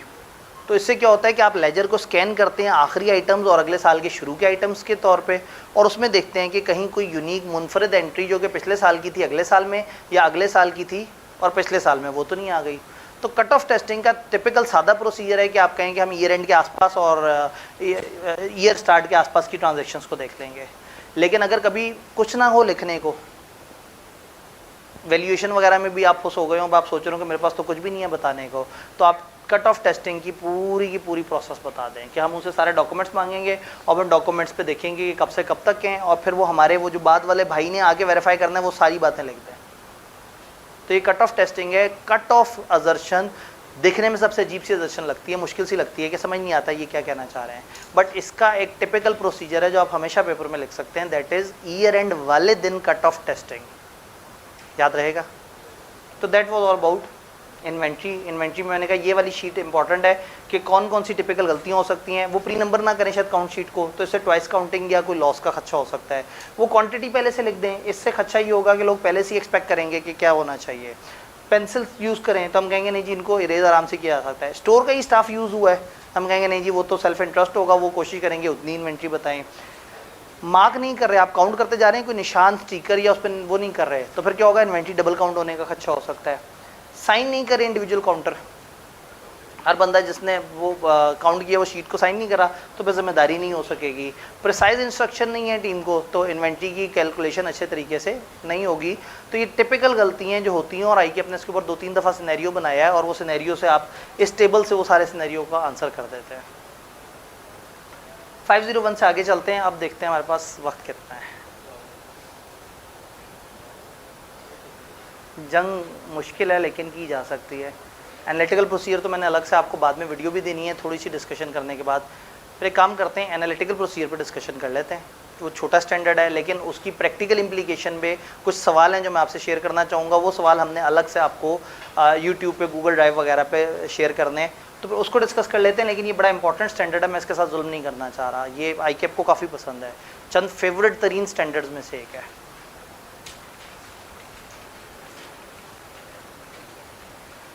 यानी जब भी आप कभी सब्सटैंटिव प्रोसीजर के सवाल देखते हैं ना कि ओहो 45-50 सवाल हैं, तो पता लगता है वो इसके 30 सवाल होते हैं और बाकी सारे मिला जुला के होते हैं। तो हम चलते हैं analytical procedures. Analytical procedure basically mathematical procedures होते हैं। जब आप चीज़ों के दरमियान एक लिंक आइडेंटिफाई करते हैं तो आप एनालिटिकल प्रोसीजर्स लगा लेते हैं। जैसे एक भाई ने कहा कि सर अब तो बात अरबों में चली जाएगी। अभी भाई के दिमाग में शायद है कि शायद को 5 करोड़ बच्चे पढ़ रहे होंगे और शायद कुछ 27 लाख रुपए पर बच्चा फ़ीस होगी, और जब उसको आपस में मल्टीप्लाई करेंगे तो गेम इतने 100 अरब पे पहुंची हुई होगी, और उसमें से इतने खरब के खर्चे माइनस करने के बाद सर को 23 अरब का लॉस हुआ होगा। लॉस तक तो पहुंचाना है ना हमारा, जो है ना। 25,000 फीस रखी है, किसने कहा? 20,000 फीस है। असल में हम 20,000 रखें तो सारे इर्द गिर्द वाले वो कहते हैं जी आप रेट क्यों ख़राब कर रहे हैं, तो हम 25 दिखा के 20 मांग रहे हैं, ईजी ले रहे हैं। पिछले सेशन में भी 20 फीस थी, हालांकि उस वक्त भी कितनी इन्फ्लेशन हुई थी और उसके बाद भी, तो अभी भी 20 ही वो है। पिछले सेशन में, असल में पिछले सेशन में आपको एक सुपर डिस्काउंट मिल गया था कैंपस इनॉग्रेशन वाला, वो तो एक्स्ट्रा ही लूट हो गया था। पहली दफ़ा वो करना था, वो हर दफ़ा इतनी ज़्यादा जज्बाती थोड़ी होते हैं। तो इस दफ़ा वो एक नेचुरली उसको वो करके और दोबारा 20,000 पे वापस ले आए। वो जी नहीं, जैसे शहबाज शरीफ समरी पे दस्तखत करते हुए रो पड़ता है, तो वो समरी पे दस्तखत करते हुए आंखों में आंसू आ गया। मैंने कहा ये 20,000 से ऊपर नहीं जानी चाहिए। ऑनलाइन प्लस भाई कॉलेज फिजिकल का 22,000 ले रहे हैं, खाली फिजिकल का। हम उसमें फिजिकल में ऑनलाइन ऐड करते हैं, फिर किताब ऐड करते हैं, और हम 20,000 में दे रहे हैं। को खुदा का खौफ करें, मतलब और क्या करना है आपने जी। और वो लाइव क्लास भी रिले हो रही होगी उनमें से मैक्सिमम तब, और ये तो उधर से भी कम हो गई जिधर की आप बात कर रहे हैं, जहाँ 22,000 में एडमिशन होता था। वो तो जो बार्गेन है वो तो एक अलग चक्कर है ना, वो तो लड़ाई झगड़े तो आपके चल रहे होते हैं फ्रंट ऑफिसर से। खैर वापस से जाते हैं एनालिटिकल प्रोसीजर, जरा दामने वक्त में आज अब गुंजाइश थोड़ी सी कम है, ये फटा उस वक्त करना था। अच्छा जी, एनालिटिकल प्रोसीजर में हम एनालिसिस करते हैं प्लॉजिबल रिलेशनशिप का। चीज़ों का आपस में एक लिंक है। जैसे वही वाली बात है कि अगर मैं आपसे कहूँ कि जी किसी भी टाइम पे आप हमारा ऑडिट करने आए और मैं कहूँ हमारा रेवेन्यू है 27 लाख, आप कहेंगे सर क्या बात करते हैं, इतने बच्चे मल्टीप्लाई बाय इतना, मल्टीप्लाई बाय ऐसे, मल्टीप्लाई बाय ऐसे, यूं करके, और आप कहेंगे सर इतना करोड़ होना चाहिए। तो आपने क्या बात कर दी थी? ये जो आपने वेरिफिकेशन की है, ये जो आपने अंदाज़ा लगाया, ये एनालिटिकल प्रोसीजर है। क्योंकि आपने अंदाज़ा लगाया कि इतने बच्चे और इतनी फीस को आपस में यूं करके मल्टीप्लाई करके, और भूल जाएं कि खर्चे भी होते हैं, तो कॉलेज अरबों रुपए कमा लेता होगा या करोड़ों रुपए। तो ये एनालिटिकल प्रोसीजर है जिसमें आपने एनालिटिकल रीजनिंग की है। तो जब भी आप मैथमेटिकल रीजनिंग करते हैं, क्लाइंट कहता है कि जी हमारी एक अदर इनकम है, हमने एक बिल्डिंग किराए पे दी हुई है, उस बिल्डिंग में इतने कमरे और उसका इतना किराया है, तो आप कहते हैं अच्छा इतने कमरे होंगे, इतना किराया होगा, मल्टीप्लाई बाय ऐसे करेंगे तो ऐसे करके इस तरह का कोई जवाब निकलेगा। तो एनालिटिकल प्रोसीजर में बेसिकली आप डिफरेंट चीज़ों को आपस में मल्टीप्लाई करके उनके डिफरेंट रिलेशंस को एक्सप्लॉइट कर रहे होते हैं कि अगर बिल्डिंग में 100 कमरे हैं और 12 महीने तक किराए पे चढ़े रहे हैं, 100 के 100 कमरे, और एक कमरे का किराया अगर 5000 है, तो इसका मतलब है 6 मिलियन के आसपास होना चाहिए। 100 कमरे अगर 12 महीने तक किराए पे चढ़े रहते हैं तो 12 दफ़ा किराया देते होंगे हर कमरे वाले, और कमरे कितने हैं? 100, तो सैम्पलिंग यूनिट होंगे 1200। 100 किराएदार और हर किराएदार 12 दफ़ा किराया दे रहा है, तो 12 रसीदें पर किराएदार, और किराएदार कितने हैं? 100, तो 1200 रसीदें हैं उस टोटल पॉपुलेशन में। मैं इस पॉपुलेशन का 30% भी वेरीफाई कर लूँ ना, तो भी मैं 100% तक तो नहीं पहुंचा, और 30% में भी मैं 300 प्लस पे चला जाऊंगा रसीदों पे। तो इसका मतलब क्या हुआ कि शायद मैं टेस्ट ऑफ डिटेल्स लगा के भी मैं 100% तक ना पहुंच सकूं। मैं शायद 360 रसीदों में देख लूंगा कि सही बंदा था, सही पैसे थे, बैंक में था फलाना, तो भी मैं इन 360 रसीदों को देखने के बाद भी 6 मिलियन के अमाउंट को वेरीफाई नहीं कर सकता। लेकिन अगर मैं मैथमेटिकली एक अमाउंट बनाऊं और फिर उनसे पूछूं हाँ भाई आपके पास रिकॉर्डेड अमाउंट क्या है, आपके अकाउंट्स में क्या आ रही है, उन्होंने कहा जी 5.98 मिलियन। मैंने कहा कितना फ़र्क है? 20,000। ठीक है, सही है, एक आध महीना ऊपर नीचे कहीं हो गया होगा, किसी का किराया कम ज़्यादा आ गया होगा, अब इसमें क्या टेंशन। लेकिन अगर ये मैं 6 मिलियन तक पहुँचता और आप जो है वो बात करते हैं 2 मिलियन की, ये ऐसी है जैसे आप कई अरब पे पहुँचे हुए, मैं कई लाख पे खड़ा हुआ हूँ, तो आप कह रहे हैं सर इतना जुल्म नहीं हो सकता, कोई दरमियान में है, आपको करोड़ छोड़ो होके तक तो पहुँचे, आप जो है वो बिल्कुल पेटियों पे चल रहे हैं। ठीक है, पता नहीं अरब को क्या कहते हैं, मतलब करोड़ को तो खोखा कहते हैं, अरब को फिर 100 खोखे कह देते होंगे। हाँ, अरब तो है ही नहीं ना, उनकी गिनती में तो है ही नहीं इंडियंस की, उनकी तो गिनती करोड़ पे ख़त्म हो जाती है, तो उनको हर अमाउंट बतानी पड़ती है, 32,000 करोड़, 45,000 करोड़। हमारे करप्शन ज़्यादा होती है तो हम अरब खरब तक चले जाते हैं। तो ये मैथमेटिकल रीजनिंग है। ये मैथमेटिकल रीजनिंग रेशियो एनालिसिस में भी हो सकती है। फॉर एग्जांपल, आपको पता है कि इस क्लाइंट का जीपी इतना ही होता है, जीपी 30% होता है, आपको उस क्लाइंट की सेल पता लगी तो आप रफली एस्टिमेट करेंगे कि इनकी कॉस्ट ऑफ सेल कितनी होनी चाहिए। ये एनालिटिकल प्रोसीजर। तो एनालिटिकल प्रोसीजर इज समथिंग कि आप एक अंदाज़ा लगाते हैं, कोई रेशियो एनालिसिस करते हैं या रिलेटेड आइटम्स को आपस में मैच करके एक एक्सपेक्टेशन डेवलप करते हैं, उस एक्सपेक्टेशन को रिकॉर्डेड अमाउंट से जो इन्होंने लिखी होती है मैच करते हैं, और जो डिफरेंस है उस पर बहस करते हैं। ये ऐसे ही है जैसे मैंने टी अकाउंट बनाया, ओपनिंग इतना था, सेल इतनी हुई, परचेज इतनी हुई, इतना वापस हुआ, तो क्लोजिंग इतना होना चाहिए। ये मेरा एनालिटिकल प्रोसीजर है। मैंने एक एक्सपेक्टेशन डेवलप की है मैथमेटिकल। इस मैथमेटिकल एक्सपेक्टेशन को मैं उनकी असल रिकॉर्डेड अमाउंट से मैच करूंगा और फिर पता लगेगा कि वो कितना दूर है। अगर वो मेरे से करीब हैं तो मुझे खुशी होगी कि यस, लॉजिकली मुझे चीज़ समझ आ रही है। बात समझ आई? एनालिटिकल प्रोसीजर डिफरेंट जगह पे यूज़ होते हैं। इस स्लाइड की तरफ बाद में आते हैं। एनालिटिकल प्रोसीजर क्या है? Evaluation of financial information through analysis of plausible होता है possible relationship among both financial and non financial data. बहुत सारा ऐसा एनालिसिस होता है जिसमें रेशियोज और इस तरह के ईयर्स, उसको कंपेयर करना। आपको 2 ईयर्स का डाटा दे दिया जाए, आप दोनों को कंपेयर करके अंदाज़ा लगाते हैं कि इस दफ़ा सेल में कुछ गड़बड़ लग रही है, इस दफ़ा टैक्स की फिगर में कोई गड़बड़ लग रही है। पिछले 3 साल से टैक्स की अमाउंट को आप प्रॉफिट पे डिवाइड करते थे, जवाब आता था 31%। इस दफ़ा आप डिवाइड कर रहे हैं, जवाब आ रहा है 27%। तो आप एकदम से अलर्ट हो जाएंगे कि या तो टैक्स का रेट चेंज हो गया, या कोई गड़बड़ हुई है, या फिर वो डेफर टैक्स टाइप की कोई, मतलब there must be a good reason against it. फिर आप उस रीज़न के पीछे पड़ेंगे कि ये फ्लक्चुएशन क्यों आई है इस तरह से। तो एनालिटिकल प्रोसीजर से आप मैथमेटिकली बहुत सारी चीज़ों को वेरीफाई करते हैं। अब वो 19,600 बोरियाँ आपको लगता है फिर मैंने पूरी की नहीं होंगी। मैंने एक दफ़ा समझा कि उनके हीप्स किस तरह से बने हुए बोरियों के, उसमें अरिथमेटिक प्रोग्रेशन का फार्मूला लगाया कि नीचे इतनी बोरियां, हर अगले लेवल पे इतनी इतनी बोरियां कम होती जा रही हैं। एक हीप को जाके अच्छी तरह से रैंडमली पूरा वेरीफाई कर लिया कि नीचे तक उतनी ही बोरियां हैं। फिर उस पिरामिड की कैलकुलेशन को समझा और उसको उतने हीप से मल्टीप्लाई किया, और जो कम वो थे उनके ऊपर जाके काम करके तो मैं 19,600 के कोई 5-6 बोरियों के डिफरेंस पे आ गया। मैंने कहा इतनी गर्मी में इतना बहुत है, मतलब ये 5 बोरियां रख लें कोई बात नहीं है, डायरेक्टर ले जाए अपने घर, खैर है, इतने की खैर है, मेरी मेटीरियलिटी बहुत ऊपर है। इस टाइम पे ना कोई 100 बोरियां भी उठा देगा तो खैर है, मैं इससे ज़्यादा गर्मी बर्दाश्त नहीं हो सकती। तो दैट इज़ एनालिटिकल प्रोसीजर में आप मैथमेटिकल अपना माइंड लेके आते हैं। तो ऑडिटर बड़ा सियाना होता है और वो इस तरह की चीज़ें करके उसमें से ढूंढने की कोशिश करता है। तो इसमें कंपैरिजन भी होते हैं, यहाँ किताब आपसे कहती है कि कंपेयर भी करें, आप पास्ट को भी कंपेयर कर सकते हैं, प्रेजेंट को भी। और अचानक से किताब ने जब रेशो का जिक्र किया तो उन्हें लगा शायद इन बच्चों को रेशो का पता ही नहीं है, तो किताब ने उठा के रेशोज पेस्ट कर दी। मेरा नहीं ख्याल कि क्रैश कोर्स में मैं आपको रेशोज बताऊँ कि बच्चों EPS इस रेशो को कहते हैं, GP रेशो ये होती है, करंट रेशो इसे कहते हैं, तो मेरे ख्याल में वो रेशोज़ आप लोग देख सकेंगे। हाँ, उन रेशोज़ के ऊपर जो सवाल हैं जो मैंने आपको अपलोड करके अलग से देने हैं, उसमें आपको इंशाल्लाह हेल्प मिलेगी। ये सफ़ा सबसे काम का है। एनालिटिकल प्रोसीजर, सब्सटेंटिव प्रोसीजर के तौर पर जब होते हैं तो क्या चीज़ है, सबसे पहले आपने देखना है सूटेबिलिटी, एनालिटिकल प्रोसीजर्स की सूटेबिलिटी। यानी कि आप कहें सर आपके इदारे की इनकम बहुत ज़्यादा है, मैंने कहा कैसे सर, कमरे में 3 पंखे लगे हुए हैं।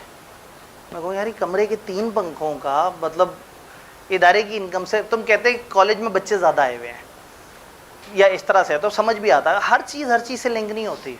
यानी कि सेल का सेलिंग एक्सपेंस से ताल्लुक़ हो सकता है, सेल्स के साथ मार्केटिंग एक्सपेंस का भी ताल्लुक़ हो सकता है, लेकिन मार्केटिंग एक्सपेंस का नॉन करंट एसेट से शायद ताल्लुक़ ना हो। तो हर चीज़ को हर चीज़ से नहीं जोड़ना, आपने जो कनेक्टेड चीज़ें उनको देखना है। तो सबसे पहले देखना है सूटेबिलिटी ऑफ प्रोसीजर, कि एनालिटिकल प्रोसीजर लग भी रहा है या नहीं। देन एक एक्सपेक्टेशन डेवलप करनी है जो भी रेशियो या अमाउंट तक आप पहुँच रहे हैं। फिर आपने देखना है कि ये एक्सपेक्टेशन सफिशिएंटली प्रिसाइज है।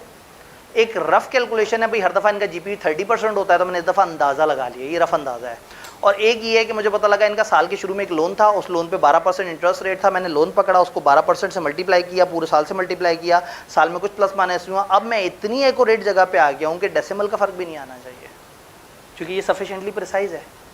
और अगर मैंने रफ एस्टीमेट लगाया, जैसे ये भाई कई अरब तक पहुँच गए, तो इतने रफ एस्टीमेट के बाद जो है वो अगर असल वाले से डिफरेंस बहुत ज़्यादा नज़र आए तो इसका मतलब है कि आपने बहुत ही रफ एस्टीमेट। तो ये देखना है कि मेरी एक्सपेक्टेशन कितनी सफिशिएंटली प्रिसाइज है। बहुत ज़्यादा सफिशिएंटली प्रिसाइज है तो मैं ज़्यादा डिबेट करूँगा, और अगर मैंने रैंडम वो किया है तो शायद उतना डिबेट नहीं बनती।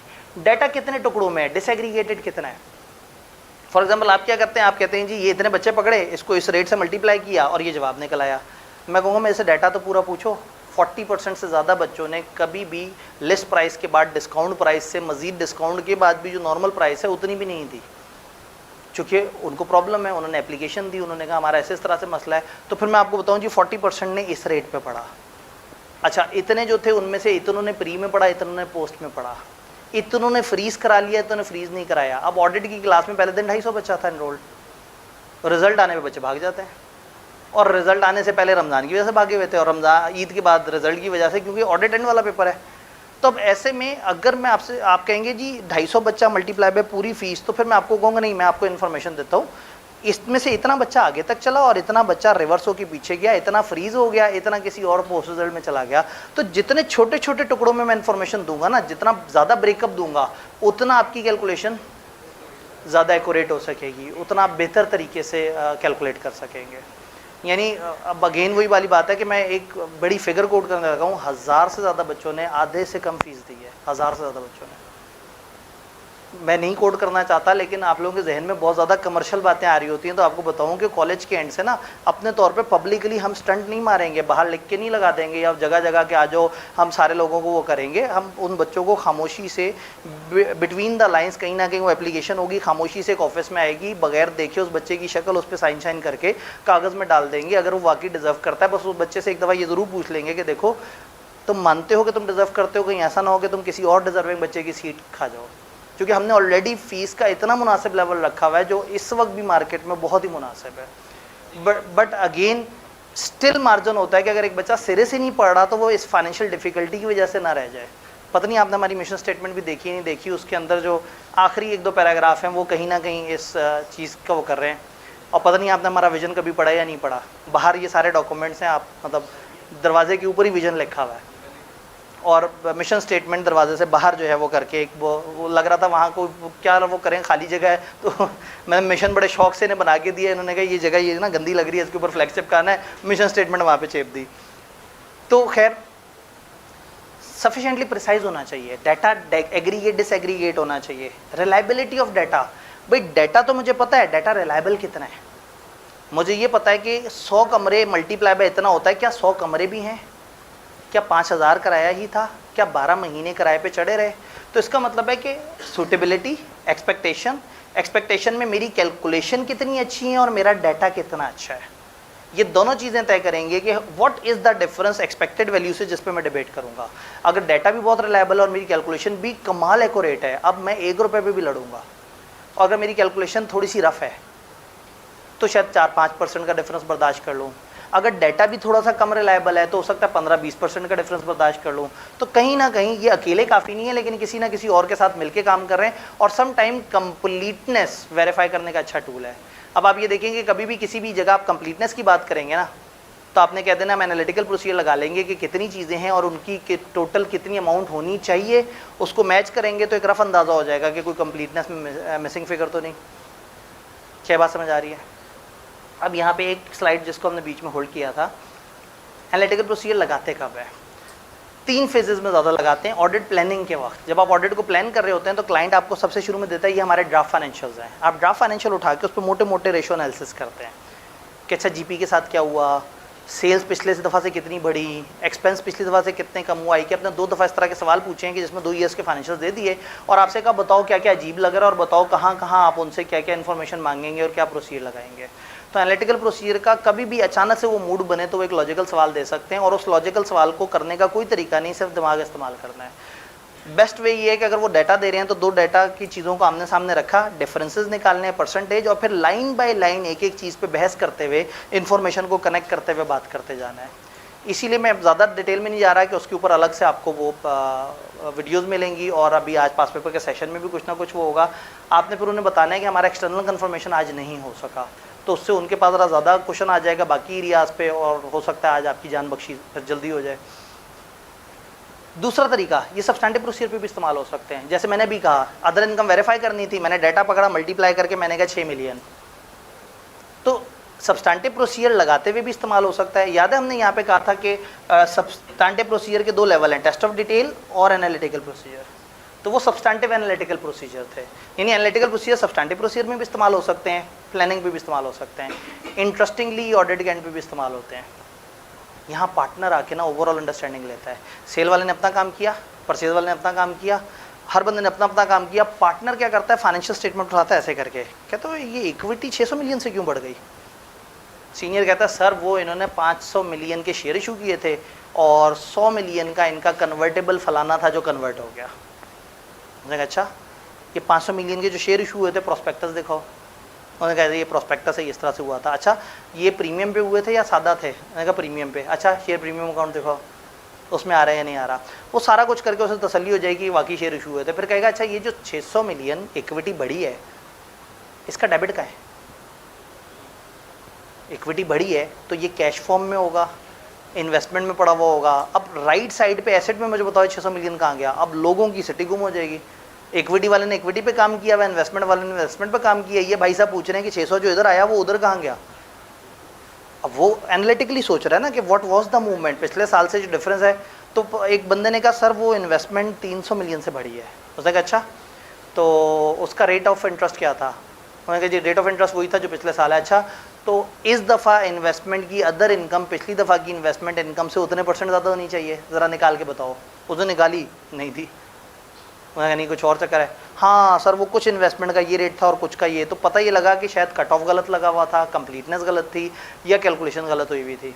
फिर उसने कहा अच्छा बाकी 300 मिलियन, तो पता लगा 100 मिलियन के नए एसेट्स आए हैं। उसने कहा नए एसेट्स आए हैं, एक्विजिशंस की लिस्ट दिखाओ, अप्रूवल्स दिखाओ, उनकी डेप्रिसिएशंस दिखाओ, नॉन करंट एसेट पे जिसने काम किया उस बंदे से मेरी मुलाकात कराओ। फिर उस बंदे से कहेगा पार्टनर के हाँ भी बताओ तुम्हारे एरिया में ये चीज़ ऐसे है या नहीं है। अच्छा एसेट बड़े हैं तो डेप्रिसिएशन भी बड़ी होगी। डेप्रिसिएशन बढ़े हैं तो ऑपरेटिंग एक्सपेंस या कॉस्ट ऑफ सेल भी बड़ी होगी। तो वो क्या करता है, वो सारी चीज़ों में एनालिटिकली इधर उधर घुस के और पूरी कोशिश करता है कि इसका लेफ़्ट राइट डेबिट क्रेडिट ये पैसा इधर कहाँ कहाँ गया, किस किस तरह से हुआ। तो हर बंदे ने अपने अपने एरिया को अलग से तो किया था, ये भाई साहब ने ऊपर से आके सारे एरियाज़ को आपस में क्रॉस लिंक करके, तो इस बंदे को ऐसी एश्योरेंस मिल जाएगी कि उसे पता लग जाएगा कि सब ओके है। तो क्लाइंट एक एरिया में फ्रॉड करेगा, दूसरे एरिया में इम्पैक्ट डालना शायद भूल जाए। जब ये ऊपर से इस तरह से देखेगा ना कि डेबिट और क्रेडिट कहाँ गए, तो ये वो फेज़ है जिसको हम कहते हैं कि at end of audit, overall review of audit करते हुए ऑडिटर को असेस करता है, वो ओवरऑल कंक्लूजन देते हुए उसे समझ आ जाता है कि फाइनेंशियल्स ठीक लग रहे हैं या नहीं लग रहे। ये सारी है सिर्फ थ्योरेटिकल डिस्कशन अबाउट 520। न्यूमेरिकली एक ऐसी चीज़ है कि कभी भी इस पर एक न्यूमेरिकल सा आ सकता है कि एक सिचुएशन है, उसमें डाटा दिया हुआ और आपसे कहें कि बताओ डाटा में अजीब सी बात क्या लग रही है और इस डाटा पे आप क्या क्या काम करेंगे। तो वो वीडियोस जिसका मैं तस्करा कर रहा हूँ वो आपके पास से बैड हो जाएंगी, तो आपको मुख्तलिफ सवालों को देख के उसके ऊपर तबसरा करने का थोड़ा सा एक मार्जिन मिल जाएगा। जो मिस हो गया हमारा आप लोगों के एक जूस की मोहब्बत में, या शायद आप टाइम बस गुजारना चाह रहे थे, वो स्टैंडर्ड अब हम अपने आखिरी दिन पे इंशाल्लाह ताला डालेंगे। तो वो आखिरी दिन की लेंथ अब मज़ीद बढ़ जाएगी और उसमें मैं कसूरवार नहीं होऊंगा। आखिरी दिन हमारा स्टार्ट भी 2:30 बजे हो रहा है, पता है 2:30 बजे, और एंड पता नहीं कब हो रहा है। हाँ फ्राइडे है ना, जुम्मे के फ़ौरन बाद हम क्लास शुरू कर लें, कमाल, और वह ख़त्म ही ना करें, ठीक है।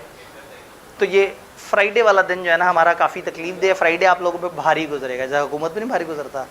तो इंशाल्लाह ताला मिलते हैं कल। हम अपना जो अगला वाला टारगेट है उसे कंप्लीट करते हैं, टेस्ट ऑफ कंट्रोल और कंट्रोल वाला जो चैप्टर है, यानी कि कल हम सिर्फ कंट्रोल्स पे बात कर रहे होंगे इंशाल्लाह ताला।